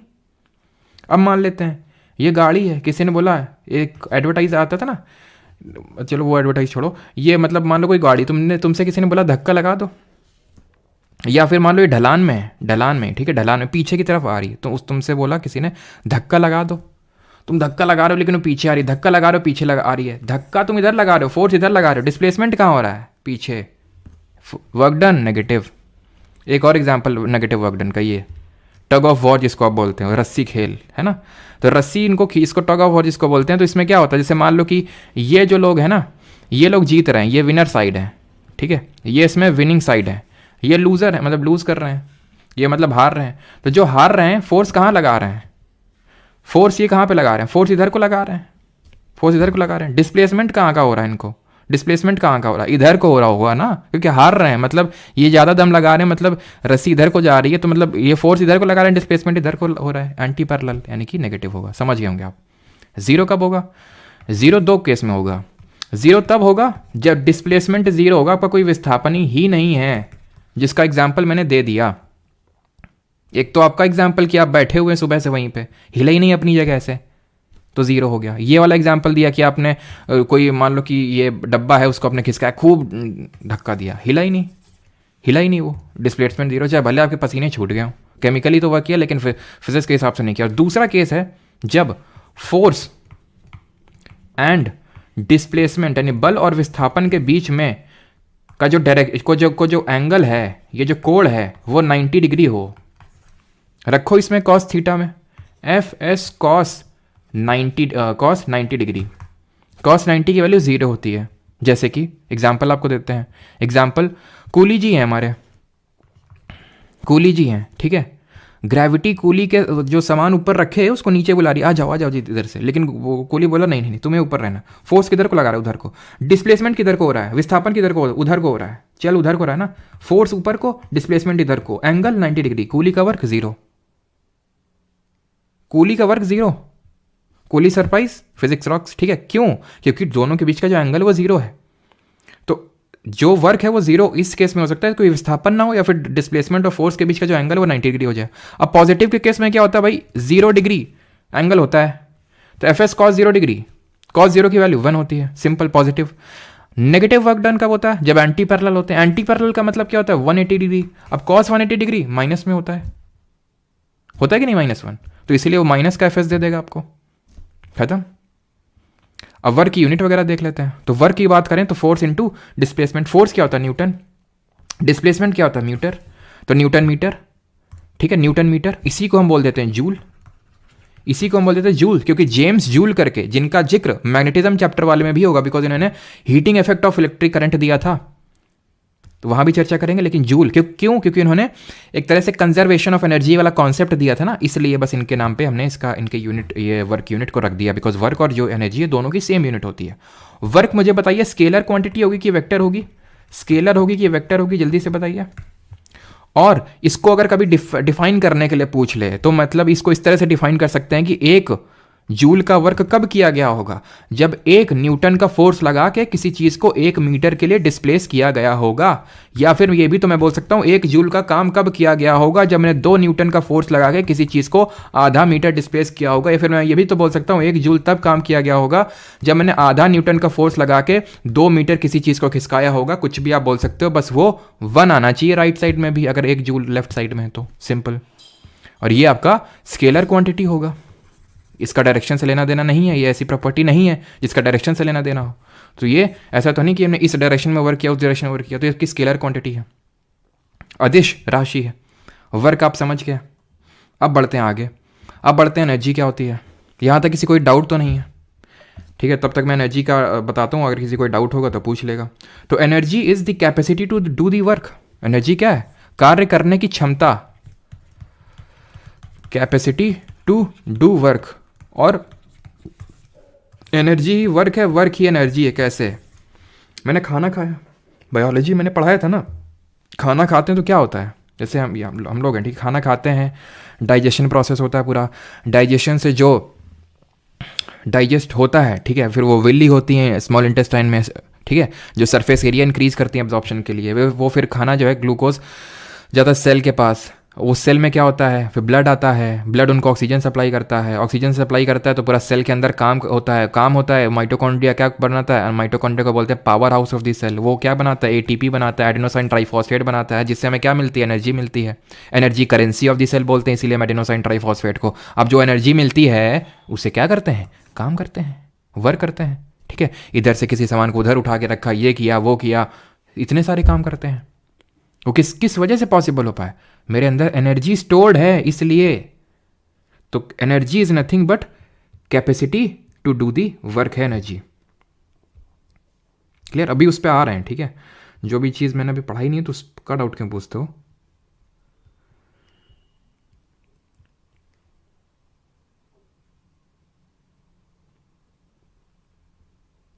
ठीक है, ओके,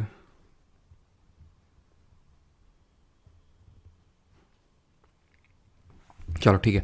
तो एनर्जी की अगर यूनिट जूल है, सॉरी वर्क अगर यूनिट जूल है तो एनर्जी की भी ऐसा यूनिट क्या होगी, जूल होगी, ठीक है, दोनों आप ऐसे मान लो सेम ही चीज़ें हैं। एनर्जी कभी वर्क में बदल जाती है, वर्क कभी एनर्जी में बदल जाती है। जैसे फॉर एग्जाम्पल अच्छा ये बताओ कि बिगेस्ट सोर्स ऑफ एनर्जी क्या है? ये एनवायरनमेंट वाली क्लास मैंने बताया था, ठीक है, कि बिगेस्ट सोर्स ऑफ एनर्जी क्या है? Biggest source of energy. अभी चलो मैं आपको फॉर्म्स ऑफ एनर्जी पढ़ाता हूँ, तब आपको समझ में आएगा कैसे वर्क और एनर्जी जो है इंटर कन्वर्टेबल है।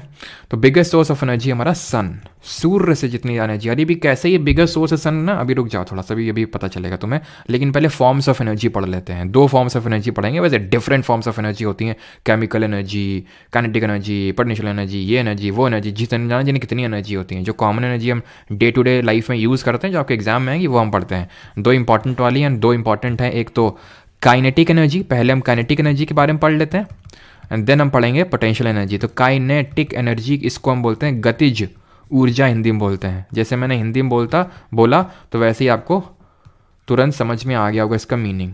गतिज ऊर्जा, जो ऊर्जा गति की वजह से मिल रही है, यानी कि वो एनर्जी जो किसी बॉडी में उसके मूवमेंट की वजह से आ रही है, उसमें मोशन की वजह से आ रही है, उस एनर्जी को बोलते हैं काइनेटिक एनर्जी। अभी मैं बैठा हुआ हूँ, मेरी काइनेटिक एनर्जी कितनी होगी? 0 होगी, मूव ही नहीं कर रहा हूँ मैं, ठीक है। मैं जैसे अपने पढ़ाते वक्त हाथ जैसे मूव कर रहा हूँ, अभी हाथ मूव कर रहा हूँ, तो मैं दिख रहा है नहीं दिख रहा है? मन की आंखों से देखो मैं मूव कर रहा हूँ, तो उसमें काइनेटिक एनर्जी है। अब जैसे मैं जोर से अपना हाथ लाया और तुम्हारे गाल में मार दिया, वो मैं खूब काइनेटिक एनर्जी बनाता ला रहा था। काइनेटिक एनर्जी आई और तुम्हारे गाल में एकदम आके छप गई काइनेटिक एनर्जी। तो मैंने तुम्हारे गाल पे अपनी एनर्जी को वर्क डन कर दिया। मेरा वर्क क्या था? मैंने तुम्हें थप्पड़ मारा, क्यों? क्योंकि वो काइनेटिक एनर्जी वर्क डन में तब्दील हो गई। वो एनर्जी उसमें तब्दील हो गई, वर्क डन में तब्दील हो गई। जैसे फॉर एग्जाम्पल मान लो कि यहाँ पर मुझे कुछ फोड़ना है, कोई चीज़ फूट नहीं रही है, ठीक है। मैं छत पे गया, मैंने यहाँ से कोई पत्थर एकदम फेंका, ठीक है। मैं पत्थर फेंका, ऐसे इसमें गिरा और टूट गया। ये चीज़ टूट गया, वो अभी नहीं टूट रहा था, मैंने ऊपर से फेंका। क्यों? क्योंकि ऊपर जब मैं गया ना तो एक फॉर्म ऑफ एनर्जी उसमें आई। वो एनर्जी, ये काइनेटिक एनर्जी नहीं है। काइनेटिक एनर्जी तो तभी आएगी, वो है तो काइनेटिक एनर्जी। देखिए जब मैं ऊपर गया ना, इसको यहाँ पे ले गया किसी भी चीज़ को, तो उसमें काइनेटिक एनर्जी नहीं है। लेकिन जब इसको मैंने छोड़ा, क्योंकि इसमें मूवमेंट हुआ, अब उस मूवमेंट की वजह से इतनी भयंकर इसमें एनर्जी आई, ठीक है, इसको काइनेटिक एनर्जी बोला और उसने उसको तोड़ दिया, उसने वर्क डन कर दिया, ठीक है। उसने वर्क उसमें, अरे यार ये सब चला गया, चलो कोई नहीं, मैं लिख देता हूँ यहाँ पे काइनेटिक एनर्जी। इसको बोलते हैं गतिज ऊर्जा, ठीक है। काइनेटिक एनर्जी जो किसी चीज़ के मूवमेंट की वजह से आती है। सिंपल है, इसमें बहुत ज़्यादा पीएचडी करने की जरूरत नहीं है। अब इसके फॉर्मूले के बारे में पता होना चाहिए। इसका फॉर्मूला क्या होता है? इसका फॉर्मूला होता है हाफ मास इंटू वेलोसिटी का square, half mv square. In short में यहाँ पे लिख देता हूँ, काइनेटिक एनर्जी यानी गतिज ऊर्जा equals to half mv square. ये एक फॉर्मूला इंपॉर्टेंट है। जहां मास है आपका द्रव्यमान, यानी कि मतलब m है आपका मास यानी कि द्रव्यमान, और v है वेलोसिटी यानी कि आपकी गति, ठीक है। तो अगर हम यहाँ पे बात करें, ठीक है, क्या बात करने यहाँ पे ये बात करें कि काइनेटिक एनर्जी और मोमेंटम के बीच में क्या रिलेशन होता है। गतिज ऊर्जा रिलेशन, ठीक है, इन दोनों कुछ रिलेशन है, रिलेशन बिटवीन काइनेटिक एनर्जी। जैसे आप रिलेशन निकाल लेते हैं ना कहीं भी जाते हैं, तो वैसे बस इनका भी रिलेशन निकालिए, चाहे भले ज़बरदस्ती निकालें। जैसे काइनेटिक एनर्जी है ये, ठीक है, ये हाफ mv स्क्वायर है, हाफ mv स्क्वायर। हम ज़बरदस्ती रिलेशन निकाल लेंगे, हम नीचे m और ऊपर m से डिवाइड एंड मल्टीप्लाई कर देंगे, ऊपर m और नीचे m। जब ऊपर m करेंगे तो m स्क्वायर हो जाएगा। क्लियर है, किसी कोई दिक्कत नहीं। अब ऊपर m स्क्वायर v स्क्वायर है, जिसको मैं mv का होल स्क्वायर लिख सकता हूँ, नीचे हो गया 2m। mv क्या है? mv ही तो मोमेंटम है। कल हम लोगों ने पढ़ा था ना, mv को p से रिप्रेजेंट करते हैं, मास इंटू वेलोसिटी। जो सेकंड लॉ ऑफ मोशन पढ़ रहे थे, जो मोशन को क्वांटिफाई करता है, तो मास इंटू वेलोसिटी, यानी कि मास इंटू वेलोसिटी के प्रोडक्ट को मैं p स्क्वायर लिख सकता हूँ, p स्क्वायर अपॉन 2m। यही तो हो गया काइनेटिक एनर्जी, यही तो हो गया गतिज ऊर्जा। अब तुमसे क्वेश्चन पूछ लेगा, लीनियर मोमेंटम को डबल कर दिया तो काइनेटिक एनर्जी पे क्या इंपैक्ट पड़ेगा, लीनियर मोमेंटम को हाफ कर दिया क्या इंपैक्ट पड़ेगा। कुछ भी पूछ ले, डबल करोगे लीनियर मोमेंटम को तो काइनेटिक एनर्जी 4 टाइम्स हो जाएगी। वो भी आपको करके दिखा देते हैं। मान लो पहले केस में p स्क्वायर है क्या momentum, kinetic energy p square upon 2m। अब मैंने दूसरे केस में डबल कर दिया, यानी कि 2p का whole square upon 2m, simple kinetic energy. तो कितनी निकल के आ जाएगी? 4p square upon 2m। तो पहले केस में p स्क्वायर अपॉन 2m थी, अब 4 गुना से बढ़ गई। क्यों? क्योंकि डायरेक्टली प्रोपोर्शनल है, तो अगर उसको बढ़ाओगे तो ये भी बढ़ेगी, और स्क्वायर है तो 4 टाइम्स हो जाएगी। Similar goes with velocity. Velocity को अगर आप डबल कर दोगे तो काइनेटिक एनर्जी 4 टाइम्स, उसको वेलोसिटी को हाफ कर दोगे तो काइनेटिक एनर्जी 1 अपॉन इसको अगर इसको डबल करोगे तो 4 टाइम्स और हाफ करोगे तो 1/4 टाइम्स, क्योंकि डायरेक्टली प्रोपोर्शनल है और स्क्वायर से प्रोपोर्शनल है। क्लियर है? यहाँ तक किसी कोई दिक्कत नहीं है। काइनेटिक एनर्जी समझ गया तो अभी आ जाए पोटेंशियल एनर्जी पे। पोटेंशियल एनर्जी पे जिसको बोलते हैं स्थितिज ऊर्जा, पोटेंशियल एनर्जी बोलते हैं इसको स्थितिज ऊर्जा, स्थितिज ऊर्जा यानी किसी चीज की स्थिति की वजह से जो ऊर्जा आती है उसको स्थितिज ऊर्जा बोलते हैं, स्थिति की वजह से। ये एनर्जी का मैं आपको एक एग्जांपल देता हूं जिसको बोलते हैं ग्रेविटेशनल पोटेंशियल एनर्जी, गुरुत्वीय स्थितिज ऊर्जा, ग्रेविटेशनल पोटेंशियल एनर्जी, ग्रेविटी की वजह से पोटेंशियल एनर्जी। जैसे कि मैं छत पे चढ़ गया बॉल लेके, अभी जो मैंने पीछे एग्जांपल दिया था, छत पे मैं चढ़ गया बॉल लेके, तो अब मैंने बॉल को ग्राउंड से किसी हाइट पे ले गया ना, किसी हाइट पे ले गया, वो हाइट मान लो h है, ठीक है, वो हाइट h है। तो इस पे जो एनर्जी कुछ ना कुछ स्टोर हुई है वो पोटेंशियल एनर्जी, क्योंकि इसमें मूवमेंट नहीं है अभी। जब मूवमेंट होगा, किसी भी चीज़ में मूवमेंट होगा, वो उसमें काइनेटिक एनर्जी होगी, उसमें मूवमेंट कुछ नहीं, लेके खड़ा हुआ हूँ मैं बस, ठीक है। इसमें पता है जो एनर्जी होगी, जो ग्रेविटेशनल पोटेंशियल एनर्जी जो कहलाती है, वो होगी mgh, mass into gravity into height. Force क्या होता है, वेट क्या होता है, वेट फोर्स ही तो है जो किसी मास पे लग रहा है, एक्सेलरेशन ड्यू टू ग्रेविटी की वजह से, जी की वजह से। वेट इतना है, ठीक है, ये वेट है। अब मैंने इसको कितना डिस्प्लेस किया है, h। वर्क डन क्या होता है, एनर्जी होती है। एनर्जी क्या होता है, वर्क डन एनर्जी क्या होता है, फोर्स इंटू डिस्प्लेसमेंट। फोर्स क्या है, mg है। डिस्प्लेसमेंट कितना किया, h किया वर्टिकली, mgh, ये एनर्जी उसमें स्टोर कर दी। अब जैसे इसको छोड़ूंगा ना मैं, इसमें जैसे ही छोड़ूंगा, ये जो पोटेंशियल एनर्जी जो इसमें स्टोर थी, अब ये काइनेटिक एनर्जी में तब्दील होना शुरू हो जाएगी गतिज ऊर्जा में, क्योंकि इसको गति मिलने लगी। सीजीएल मेंस पे तो इसी बार क्वेश्चन आया इस पे, पोटेंशियल एनर्जी आंसर था उसका, ठीक है। जैसे जैसे जैसे मतलब बेसिक से क्वेश्चन था और फिर भी काफी लोग गलत करके आ गए। तो जैसे जैसे नीचे बढ़ेगी, जैसे जैसे नीचे आएगी, इसकी पोटेंशियल एनर्जी काइनेटिक एनर्जी में चेंज होती रहेगी, यानी कि पोटेंशियल एनर्जी कम होती रहेगी, काइनेटिक एनर्जी बढ़ती रहेगी। इस पॉइंट पे जैसे ही आएगा वो ऑब्जेक्ट, इसकी काइनेटिक एनर्जी मैक्सिमम होगी, क्योंकि इसकी वेलोसिटी मैक्सिमम होगी, इसलिए। क्लियर। तो ग्रेविटेशनल पोटेंशियल एनर्जी का पहले तो फॉर्मूला याद रखना, mgh होता है, कितनी हाइट तक आपने रेस किया। इसी कॉन्सेप्ट पे जैसे ये देख लो, एक गेम नहीं आता था, तुम लोगों ने खेला है वो, मतलब काफ़ी पहले मैं खेलता था मोबाइल पे, जिसमें एक बैकग्राउंड म्यूजिक चलता रहता था, ठीक है, और अलग अलग तरह की, तुमने पक्का खेला तो ज़रूर होगा वो, काफ़ी, मुझे नाम तो याद नहीं है। उसमें इसी तरह हिल क्लिफ, शायद उसका नाम हिल क्लिफ कुछ था, ऐसा ही नाम था कुछ, हिल क्लिफ कुछ ऐसा ही था। उसमें इस तरह का बहुत ऐसे ऐसे होता था, है ना, उसमें बाइक चलानी होती थी। तो अब ये जो बंदा है, जब ये बंदा यहाँ पे आया ना, ये रुक गया होगा एक पॉइंट पे आके, ठीक है। जैसे मैंने किसी बॉल को फेंका ऊपर, बॉल को फेंका ना, चल रही काइनेटिक एनर्जी कम हो रही, काइनेटिक एनर्जी ऊपर जाते हुए, क्यों, क्योंकि वेलोसिटी कम हो रही। ऊपर जब पहुंचेगा, मैंने बताया था वेलोसिटी एक पॉइंट पे जीरो हो जाएगी, ऐसा तो नहीं आसमान पे निकल जाएगी, एलियंस को हाई करके आएगी तब आएगी ना। वेलोसिटी टॉप मोस्ट पॉइंट पे जीरो होगी, kinetic energy top most point पे जीरो होगी। किसी हाइट पे पहुंच गया होगा ये, मान लेते हैं 10 मीटर की हाइट पे, अब पोटेंशियल एनर्जी भाई पे स्टोर हो गया पोटेंशियल एनर्जी। अब जब नीचे गिरेगा ना, वो पोटेंशियल एनर्जी काइनेटिक एनर्जी में तब्दील होगी।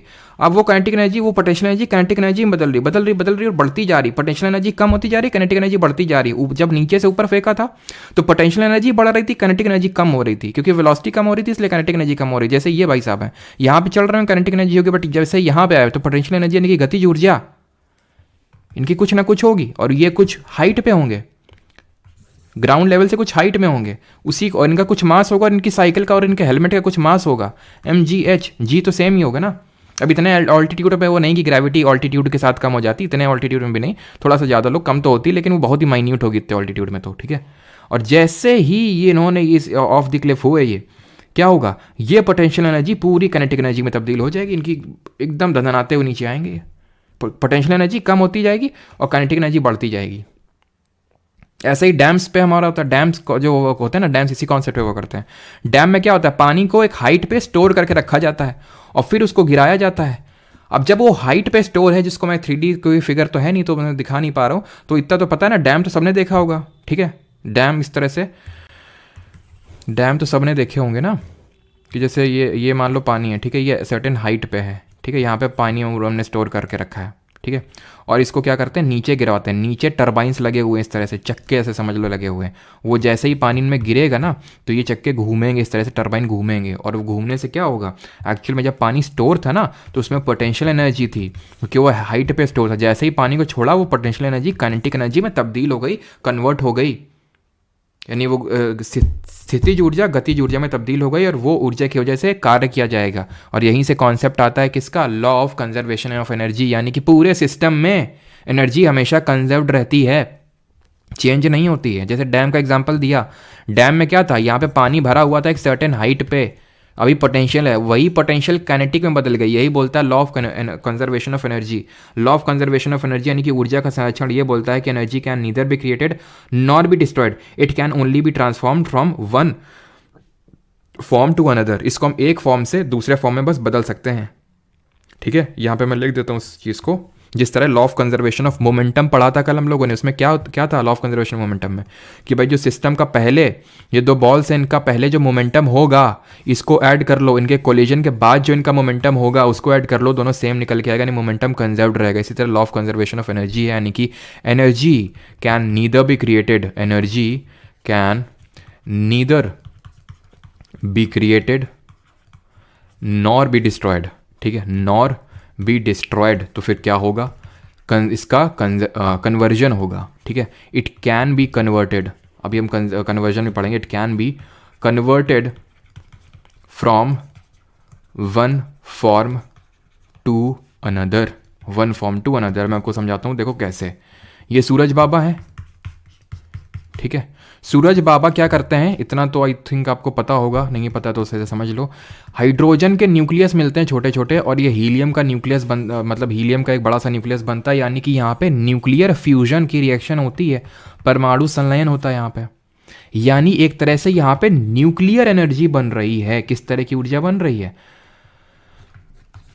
न्यूक्लियर एनर्जी ये बना रहे हैं, न्यूक्लियर एनर्जी। अब ये लाइट फेंक रहे हैं यहाँ पे, लाइट और हीट, यानी इनकी न्यूक्लियर एनर्जी किस में कन्वर्ट हो रही है, light energy plus heat energy. ये एक पौधा है, पेड़ है ये, ठीक है, ये पेड़ है, ये क्या करेगा, इस हीट इस लाइट को क्या लेगा, इसको ट्रैप करेगा, बोलेगा इधर आओ। क्या करेगा इसके साथ, इस लाइट को लेगा, नीचे से पानी निकालेगा और CO2 लेगा एटमॉस्फेयर से, और क्या कर देगा, H2 और CO2 लगा के क्या कर देगा, इसको कन्वर्ट कर देगा भाई ग्लूकोज में, खाने में तब्दील कर देगा, खाना बनाएगा। यानी कि लाइट किस में कन्वर्ट हो रही है, C6H12O6, यानी कि एक केमिकल में कन्वर्ट हो रही है। ग्लूकोज एक केमिकल है। क्या हुआ, न्यूक्लियर एनर्जी पहले लाइट एनर्जी में कन्वर्ट हुई, लाइट एनर्जी फिर केमिकल एनर्जी में कन्वर्ट हुई। ठीक है, हुई कि नहीं हुई, तो ये हुआ क्या, कन्वर्जन ऑफ एनर्जी। एक और आपको एग्जाम्पल देते हैं, एक एग्जाम्पल आप ऐसे समझ लो, ये एग्जाम्पल को मैं हटा देता हूँ। ठीक है, एग्जाम्पल जैसे मैं लेता हूँ कि जैसे कि मेरा मान लो हीटर चल रहा है अभी, ठीक है, हीटर रूम को गर्म कर रहा है वो, तो मैंने क्या किया, मैंने उसको प्लग लगा रखा है। ठीक है, ये हीटर है, प्लग लगा रखा है मैंने, उसमें क्या हो रहा है, इलेक्ट्रिकल एनर्जी, इस केस में क्या हो रहा है, विद्युत ऊर्जा, इलेक्ट्रिकल एनर्जी किस में कन्वर्ट हो रही है, हीट एनर्जी में। भाई उससे हीट मिल रही है, अगर उसमें वो स्ट्रिंग्स लगे हुए हैं तो उसमें कुछ लाइट भी निकल रही होगी, तो कुछ लाइट एनर्जी में भी तब्दील हो रही होगी, लेकिन mainly electrical energy heat energy में कन्वर्ट हो रही है। पंखा चलाया, पंखा इलेक्ट्रिकल एनर्जी किस में कन्वर्ट होगा, काइनेटिक एनर्जी में, क्योंकि पंखा मूव कर रहा है ना, तो काइनेटिक एनर्जी में तब्दील होगा। हर चीज़ में एनर्जी का कन्वर्जन। मैंने खाना खाया तब मैं उसी एनर्जी को कन्वर्ट कर रहा हूँ बोलने में, बोलते बोलते बोलते मेरी एनर्जी डाउन हो जाएगी, फिर खाना खाऊंगा भी जाके, है कि नहीं। लेकिन आपसे एग्जाम्पल कौन से पूछता है एग्जाम में, वो पूछता है डायनेमो में किस तरह का एनर्जी का कंजर्वेशन होता है। ठीक है, वो आपसे पूछेगा जनरेटर में किस तरह का एनर्जी का कंजर्वेशन होता है। ठीक है, वो आपसे पूछेगा मोटर में किस तरह का एनर्जी कंजर्वेशन होता है। वो आपसे पूछेगा माइक्रोफोन में किस तरह का एनर्जी कन्वर्जन होता है, नॉट कंजर्वेशन, माइक्रोफोन करते हैं। फिर इसको जनरेटर और डायनेमो में सेम तरह का होता है। मैकेनिकल जो है, सॉरी मैकेनिकल जो है, यानी कि जो यांत्रिक, अब मैकेनिकल क्या है वो मैं पहले समझा देता हूँ आपको। ये जो मैकेनिकल एनर्जी है, पहले तो मैं ये लिख देता हूँ, यानी कि इसको हिंदी में यांत्रिक ऊर्जा बोलते हैं। Mechanical energy converts into electrical energy, यानी विद्युत ऊर्जा में ये बदल जाती है इलेक्ट्रिकल एनर्जी। जनरेटर में भी सेम होता है, मोटर में उल्टा होता है। मोटर को क्या आप करते हो, उसको लगाते हो प्लग में लगाते हो उसको। मोटर और जनरेटर पढ़ेंगे मैग्नेटिज्म वाले चैप्टर में फिर से। तो इलेक्ट्रिसिटी में उसको लगाते हो प्लग मोटर को, ठीक है, और मोटर घर घर घर घर घूमती है। व्हाट इज मोटर, यही तो पूछा था उससे सीडीएट्स में। तो जैसे लगाया तो घर घर घूमने लगी, यानी कि वो इलेक्ट्रिकल एनर्जी को कन्वर्ट करने लगी मैकेनिकल एनर्जी में। ठीक है, मैकेनिकल एनर्जी में माइक्रोफोन क्या करता है? लाउड स्पीकर क्या करता है? लाउड स्पीकर का उल्टा ही करता है। लाउड स्पीकर में क्या होता है भाई? इलेक्ट्रिकल एनर्जी इसमें साउंड एनर्जी में कन्वर्ट हो रही है। ठीक है सर, डाउट अच्छा जिसके हों पूछ सकता है अभी। ठीक है अभी सर मतलब ये शुरू हुआ नहीं और अभी से मतलब कब खत्म होगी, है ना? तो इलेक्ट्रिकल एनर्जी क्या करता है? साउंड एनर्जी में कन्वर्ट करता है। इलेक्ट्रिकल को एनर्जी को साउंड एनर्जी, विद्युत को साउंड एनर्जी क्या बोलेंगे? और कल हम लोग का टॉपिक साउंड ही रहेगा। ठीक है माइक्रोफोन में इसका उल्टा होता है लाउड स्पीकर का।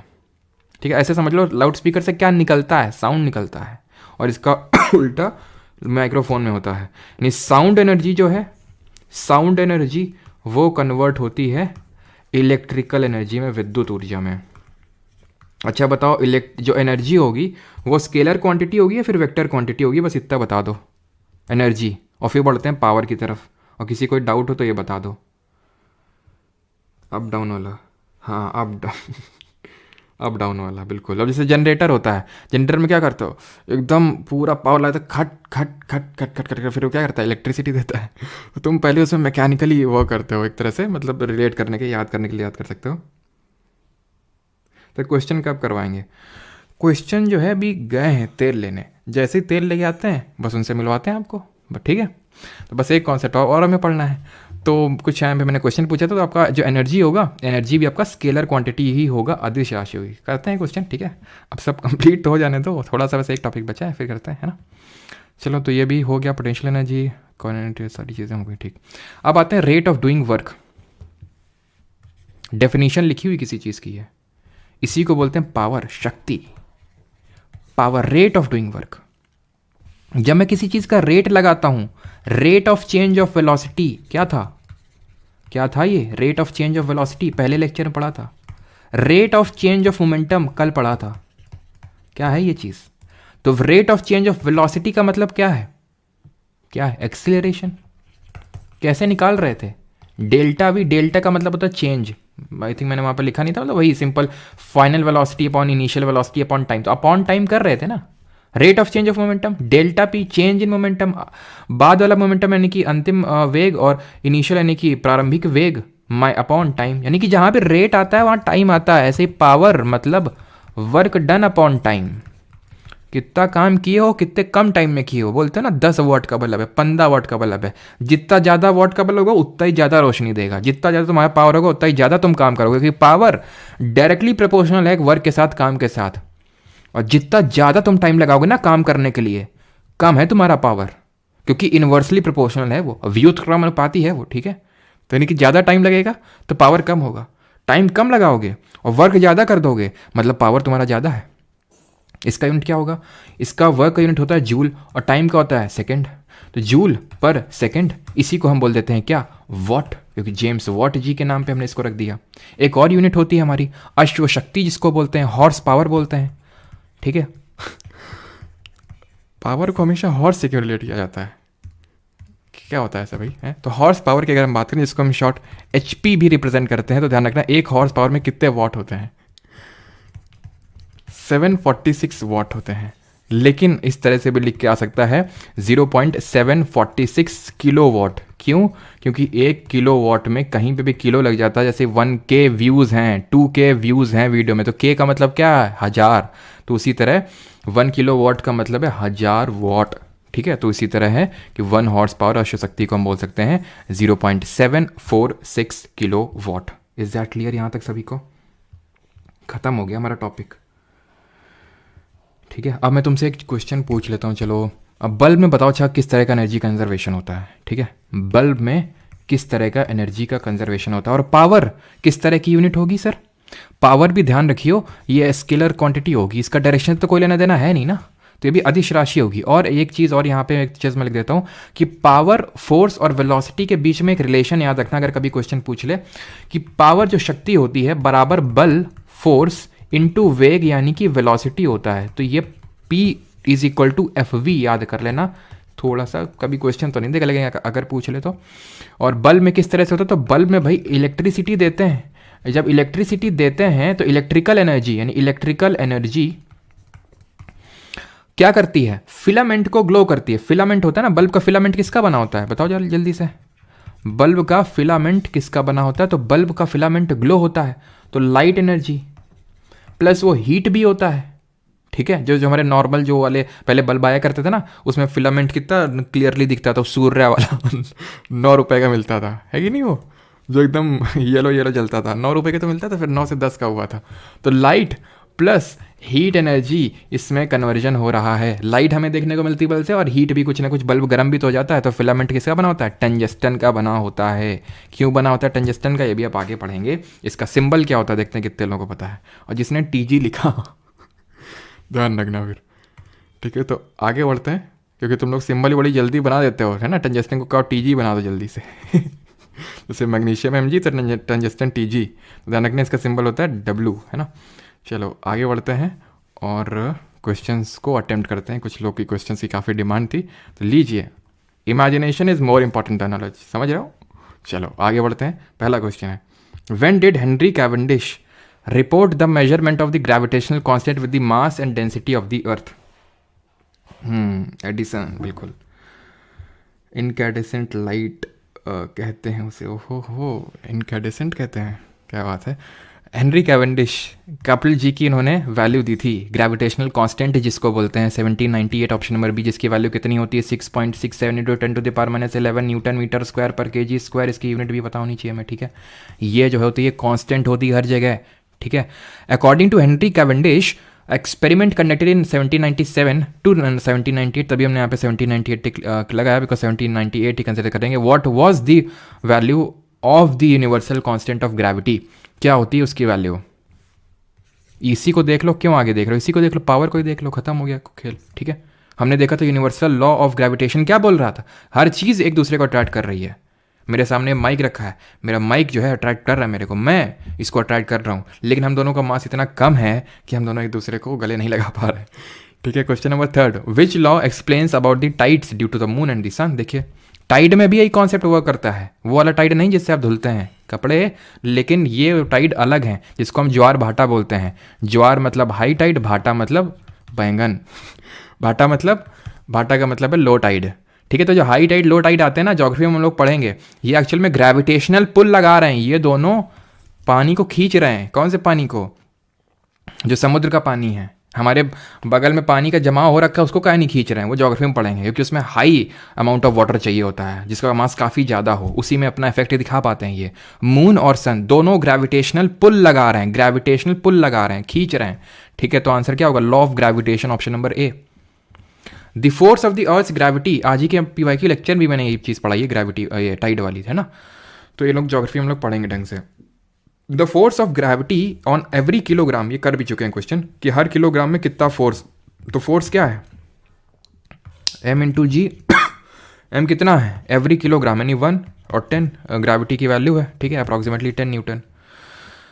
Who among the following is credited with the postulating 3 laws of planetary motion? निम्नलिखित में से किसे ग्रहों की गति के 3 नियमों का प्रतिपादक करने के लिए जाना जाता है? ग्रहों के 3 नियम किसने दिए थे? न्यूटन ने ना। न्यूटन जी ने तो इनका यूज करके अपनी जो थ्योरी दी थी वो ये वाली, क्या कौन सी थ्योरी? कि m1 m2 अपॉन r², कि ये इन्वर्सली प्रोपोर्शनल होता है डिस्टेंस के बिटवीन दी मासेस। केपलर जी का क्या लॉ था? पहला लॉ था कि भाई जो ऑर्बिट होता है वो इलिप्टिकल होता है, दीर्घवृत्ताकार होता है, लॉ ऑफ ऑर्बिट। दूसरा लॉ ऑफ एरिया बोलते हैं, तीसरा लॉ ऑफ टाइम पीरियड बोलते हैं। वो क्या बोलता है तीसरा लॉ? ये बोलता है तीसरा लॉ। दूसरा लॉ क्या बोलता है? एरिया जो स्वेप्ट होंगे वो बराबर होंगे, लेकिन अगर पास में होगा जल्दी जल्दी चलेगा प्लैनेट, और दूर होगा तो धीरे धीरे धीरे धीरे चलेगा, ठीक। आगे बढ़ते हैं। Question number 6, Who among the following was the first to conclude that in vacuum all objects fall with the same acceleration g and reach ground at the same time?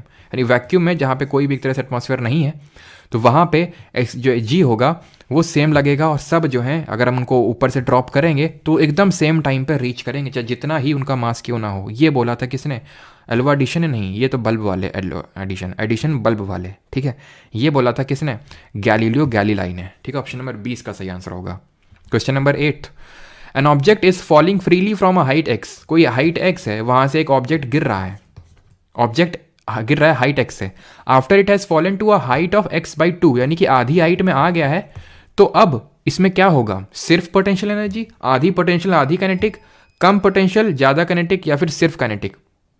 तो हमें पता है कि अगर हम उसको हाइट x तक ले गए थे तो उसमें प्योरली पूरी तरह से सिर्फ पोटेंशियल एनर्जी यानी स्थितिज ऊर्जा होगी, कितनी होगी, mgx होगी। अब ये जैसे इसको ड्रॉप करेंगे ना तो इसमें सर्टेन वेलोसिटी एक्वायर होगी, और वो सर्टेन वेलोसिटी की वजह से इसमें काइनेटिक एनर्जी बनने लगेगी, गतिज ऊर्जा बनने लगेगी, क्योंकि इसमें गति आने लगी है, और उसको हम हाफ mv² से रिप्रेजेंट करते हैं। और वो क्या होगा कि पोटेंशियल एनर्जी मैक्सिमम है अभी, लेकिन जैसे ही ड्रॉप किया ना तो घटने लगेगी पोटेंशियल, बढ़ने लगेगी काइनेटिक, आधे आने पे आधा बचेगा, आधा आधा होगा दोनों का, और आखिरी एकदम एकदम पॉइंट जहाँ पे स्ट्राइक करेगा वहाँ पे पूरी काइनेटिक एनर्जी और जीरो काइनेटिक एनर्जी और जीरो पोटेंशियल एनर्जी, ठीक, क्योंकि हाइट जीरो हो गई ना। तो the law of gravitation gives the gravitational force between, जो गुरुत्वाकर्षण का नियम है वो किनके बीच गुरुत्वाकर्षण बल देता है, ये क्वेश्चन आपसे पूछा गया है। ऑप्शन है आपके, any two bodies having the same mass, the earth and the sun only, the earth and a point mass only, any two charged bodies. भाई टू चार्ज्ड बॉडीज के बीच में तो एक इलेक्ट्रोस्टैटिक फोर्स लगता है जिसको कि कूलॉम्ब्स लॉ भी हम बोलते हैं। कूलॉम्ब्स लॉ वो क्या बोलता है कि वहां पे चार्जेस के प्रोडक्ट के डायरेक्टली प्रोपोर्शनल होता है फोर्स, और स्क्वायर ऑफ डिस्टेंस के इनवर्सली प्रोपोर्शनल। वो चार्जेस नहीं, ये मासेस के बीच में लगता है। ऑप्शन नंबर ए। अगला सवाल है, the mass of an object on the earth of the surface of moon 16 Newton, what will be its mass on the surface of the earth. कितना सिंपल क्वेश्चन है, 10 न्यूटन, 316 न्यूटन, 100 न्यूटन, या फिर none of the above. तो अब सब लोग जल्दी से आंसर दीजिए, मैं पानी पी लेता हूँ। आसान सा क्वेश्चन है, सभी लोग दे लेंगे।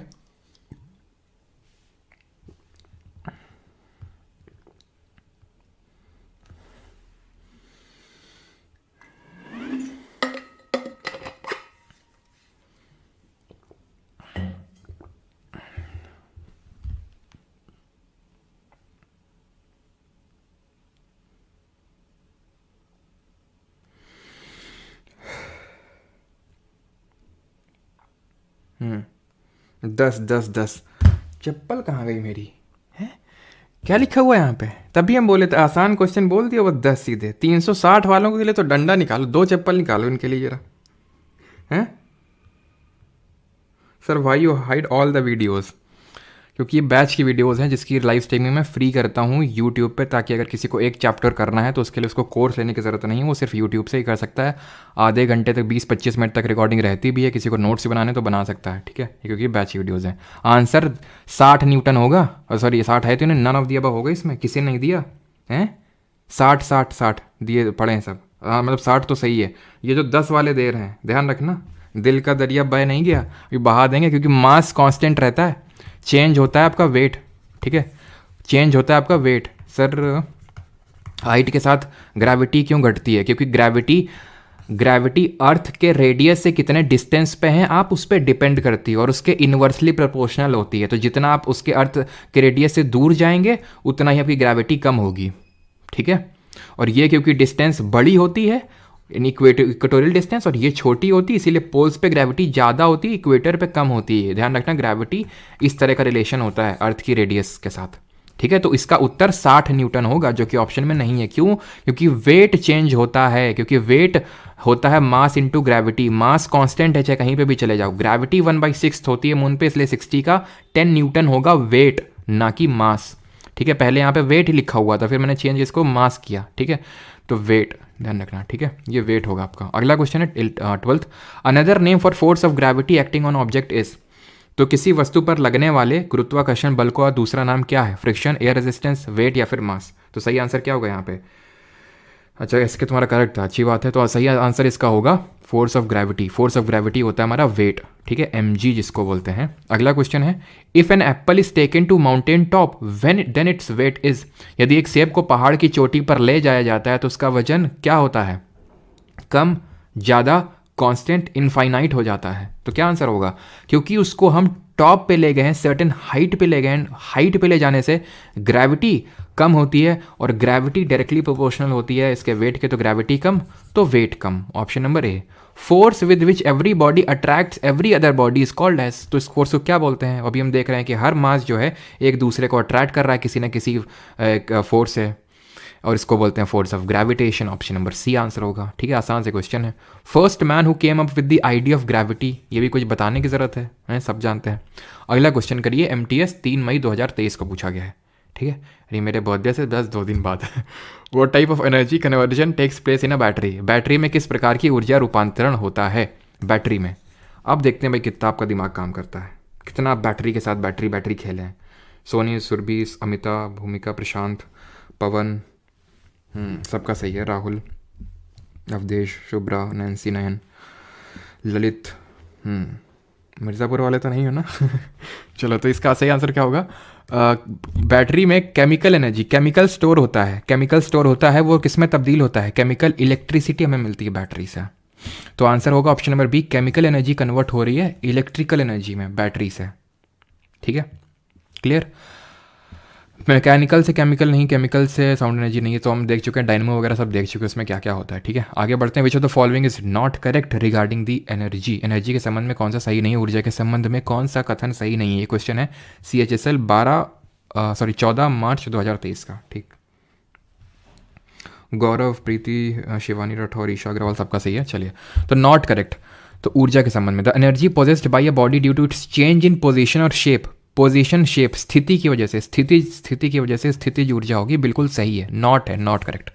ठीक है, ये बहुत इंपॉर्टेंट होता है जब आप एग्जाम अटेम्प्ट कर रहे हो, तो चौकन्ना एकदम रहो। ठीक है, क्योंकि जो चीज़ आती हुई है वो गलत होती है तो बड़ा कष्ट होता है। ठीक है, मेरे साथ ऐसा हो चुका है, इसलिए बता रहा हूँ आपको। N object of mass m moving at velocity v has kinetic energy mv/2। गलत हो गया, क्योंकि mv²/2 होता है, काइनेटिक एनर्जी हाफ mv² होता है, उसको हम mv²/2 भी बोल सकते हैं, इसलिए गलत हो गया। Gravitational potential energy of an object of mass m raise through a height h from the earth surface is given as mgh। बिल्कुल यही बोलता है हमारा क्या, गुरुत्वाकर्षण का जो स्थितिज ऊर्जा होता है। An object in motion possess what is known as kinetic energy. बिल्कुल जैसे मोशन उसमें काइनेटिक एनर्जी होगी। 18th CHSL 2022 का है, the lifting of an object up and down the parade of an army and the free fall of a heavy object are all examples of which type of motion. किस type के motion है ये? Rectilinear है, एक सीध में हो रहे हैं, पीरियोडिक है, रोटेशनल है, या फिर ऑसिलेटरी है? तो अच्छा, रोटेशनल मोशन मैंने आपको एक कल फोर्स बताया था, उसका जो बता दो उसको क्या बोलते हैं, जो उसकी एक्सिस पे डिपेंड करता है, एक्सिस पे। पीरियोडिक और ऑसिलेटरी समझ लो, इसका आंसर रेक्टिलीनियर होगा। रेक्टिलीनियर मैंने आपको बता रखा है, लीनियर मोशन हो रहा है। अब मैं फ्री फॉल करवा रहा हूँ, इधर से इधर आ रहा है, ठीक है, सीधी लाइन में आ रहा है, लीनियर मोशन होगा। पीरियोडिक और ऑसिलेटरी क्या होते हैं? ऑसिलेटरी होता है कि भाई टू एंड फ्रो, मतलब एक ही पाथ को फॉलो कर रहा है, एक ही पाथ में मोशन हो रहा है। पीरियोडिक क्या, एक पाथ में तो हो रहा है, एट अ सर्टेन इंटरवल भी हो रहा है। जैसे ये यहाँ पे है, 2 सेकंड बाद यहाँ आया, तो फिर अगले 2 सेकंड बाद यहीं आएगा, फिर अगले 2 सेकंड बाद तुमको यहीं मिलेगा। You are very sure about कि 2 सेकंड बाद में आऊँगा तो यहीं मिलेगा, या फिर 3 सेकंड बाद यहीं मिलेगा, इसको बोलते हैं पीरियोडिक। ऑसिलेटरी में क्या हो सकता है, 2 सेकंड बाद यहाँ पे लौट के हो सकता है कि अब अगली बार 3 सेकंड बाद, हो सकता है 1 सेकंड बाद। यानी कि मैं ये बोल सकता हूँ कि all oscillatory motion are all periodic motions are oscillatory motion, but vice versa is not true. और सभी पीरियोडिक मोशन की, पीरियोडिक का मतलब एक टाइम पीरियड के, फिक्स टाइम पीरियड के बाद वो वहीं पे मिल रहा है, फिक्स टाइम पीरियड वहीं मिल रहा है, यानी ऑसिलेट तो कर रहा है, प्लस उसके साथ साथ टाइम को भी बड़ा फॉलो कर रहा है। वो ऑसिलेटरी तो है ही है, प्लस वो टाइम को भी फॉलो कर रहा है। ठीक है, बट यहाँ पे इस तरह का ऐसा कुछ हो नहीं रहा है, तो आंसर यहाँ पे रेक्टिलिनियर मोशन होगा, सीधी रेखीय गति होगी यहाँ पे। Question number 19। अगला क्वेश्चन है आपका क्या, kinetic and potential energies of a body are the components of dash energy. तो आई थिंक ये मैंने आपको बताया कि नहीं बताया, बताया होगा ना, नहीं बताया। ये होता है आपका mechanical energy. Mechanical energy is equal to kinetic energy plus potential energy. मैंने वहाँ पे सोच रहा था कि जब मैंने आपको बताया था डायनेमो वाला केस, जनरेटर वाला केस, जहाँ पे मैकेनिकल इलेक्ट्रिकल में कन्वर्ट हो रही थी, तो वहाँ पे बताना, चलो कोई नहीं। मैकेनिकल जो है यांत्रिक, इसको बोलते हैं हिंदी में यांत्रिक ऊर्जा।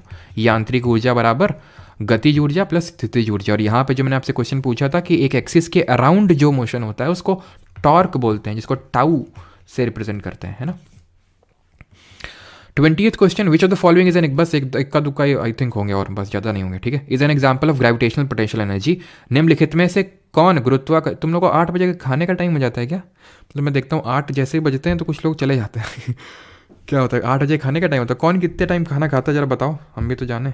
अच्छा सोनू, आप मैकेनिकल इंजीनियर है, अच्छा, तो फिर सूखा होगा फिर वहाँ पर तो निम्नलिखित में से कौन गुरुत्वाकर्षण स्थितिज ऊर्जा का उदाहरण होता है? Moving car, bullet fired from a gun, water that is behind a dam, foot kicking a ball. Gravitational potential energy यानी कि कोई हाइट में हमने उसको किसी चीज़ को रख रखा है, कार में भाई मूव कर रही है, काइनेटिक एनर्जी होगी, हाइट पे कहाँ पे वो, ठीक है।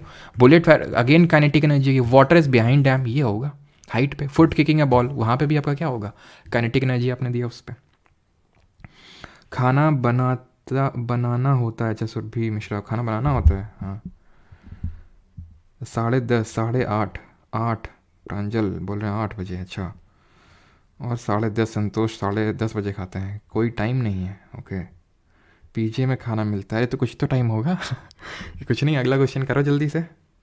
लेक्चर देखते खाना खा लिए, क्या बात है दीपक कुमार, ये हुई ना बात। भूख ही नहीं लगती तेरे गप्प सिंह, हाँ तुम्हारा तो पेट पहले से ही भरा हुआ है ना। क्या ले लेके, न्यौछावर ले लेके। चलो तो s is equal to u t plus half a t square, क्या आंसर होगा इसका? कल हम लोग ने देखा था, ये क्या है? डिस्टेंस है, ये टाइम है, तो distance time, option number B. इस क्वेश्चन को करो, hydro electric power station generate electricity by using the force. Hello sir, I am preparing for C D S and AFCAT, should I go for your batch or go with any other batch? AFCAT के लिए तो यार sufficient है, सी D S का भी काफ़ी हद तक ठीक है, आप सफिशिएंट ही मानो, ठीक है। लेकिन कुछ चीज़ें हैं तो उसको बस करते रहना, जैसे कि सीरियस एग्ज़ाम से पहले परमार ऑफिसर्स चैनल पे उसमें रफली ऐसे कुछ 25-30 हज़ार के अराउंड कुछ सब्सक्राइबर होंगे, तो उसमें मैं कुछ करवाऊंगा लास्ट टाइम में, ठीक है। उसमें मतलब बहुत ही कम वीडियोस आ पाते हैं, ना के बराबर, लेकिन मैं उसमें लास्ट टाइम में ही करवा पाता हूँ। तो वो जब एग्ज़ाम है आपका 17 अप्रैल को I think C D S का, तो उसके पहले यानी कि फॉर श्योर 1 मार्च से तो स्टार्ट हो ही जाएगी। मैं PYQ सीरीज़ वहाँ पे भी स्टार्ट करता हूँ, तो उसको आप फॉलो कर सकते हो, ये करते रहो, वो वहाँ पे फॉलो कर लेना, ठीक है। तो hydroelectric power station generate electricity by using the force of water. Water का फोर्स है, वाटर में काइनेटिक एनर्जी स्टोर है, वो टरबाइन पोटेंशियल एनर्जी स्टोर है जब ऊपर है तो टरबाइन में गिरती है, तो शाफ्ट मूव करता है। वो क्यों? क्योंकि काइनेटिक एनर्जी उसको मूव करवा रही है, तो काम होता है, इलेक्ट्रिसिटी जनरेट होती है, ठीक है। तो by rotating the shaft of the turbine the potential energy of the water is converted into what? Into kinetic energy. Kinetic energy में तब्दील हो रही है वो, क्योंकि चीज़ें मूव कर रही हैं ना। अच्छा बताओ, जो कोल होता है ना, कोल, उसमें किस तरह का एनर्जी कन्वर्जन होता है कोल में? बताओ जल्दी से। The English physicist James Prescott joule outline the basis of, तो अंग्रेजी भौतिक विज्ञानी जेम्स प्रेस्कॉट जूल ने क्या आधार, मतलब क्या था इनका, क्या दिया था इन्होंने? सर आप ऑफलाइन भी पढ़ा तो नहीं? ऑफलाइन नहीं है, ऑनलाइन ही है सर।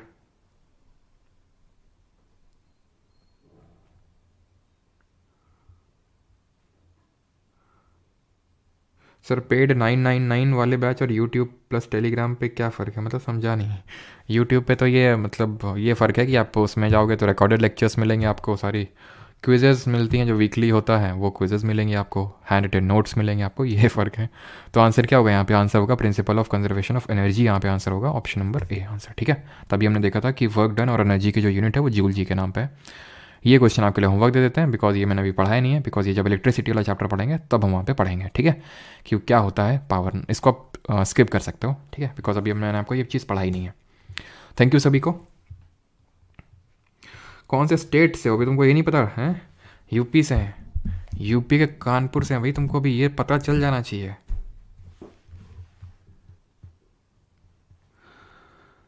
हाँ।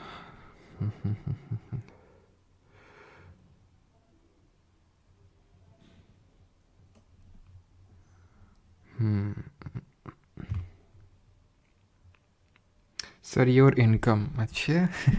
सब जानना है आज ही, कहाँ रहते हैं, इनकम क्या है, और क्या क्या क्वेश्चन है तुम लोग के माइंड में, क्या इनकम है? ध्यान रखना बेटा। कभी भी किसी एक औरत से उसकी उम्र और एक आदमी से उसकी इनकम नहीं पूछते हैं, पाप लगता है, ठीक है। किसी भी एक लेडी से उसकी एज और किसी मेल से उसकी सैलरी नहीं पूछते हैं।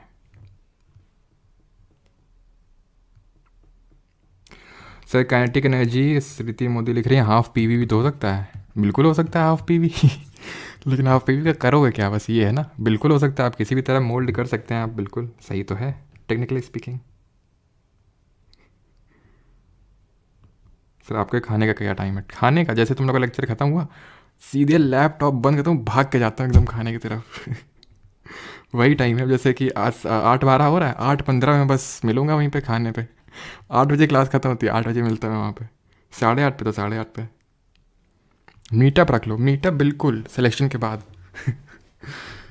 ठीक है, सिलेक्शन के बाद सब कुछ, फेस रिवील और मीटअप सब कुछ।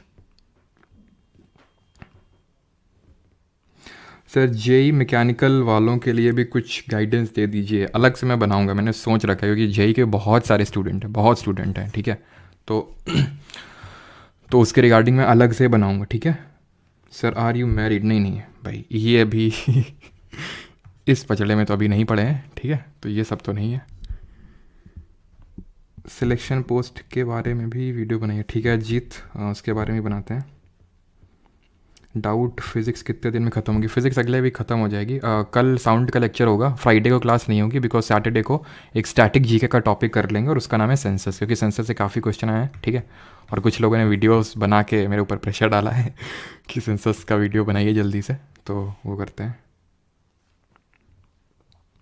तुमको लगता है कि मतलब, चलो छोड़ो उस चीज़ को।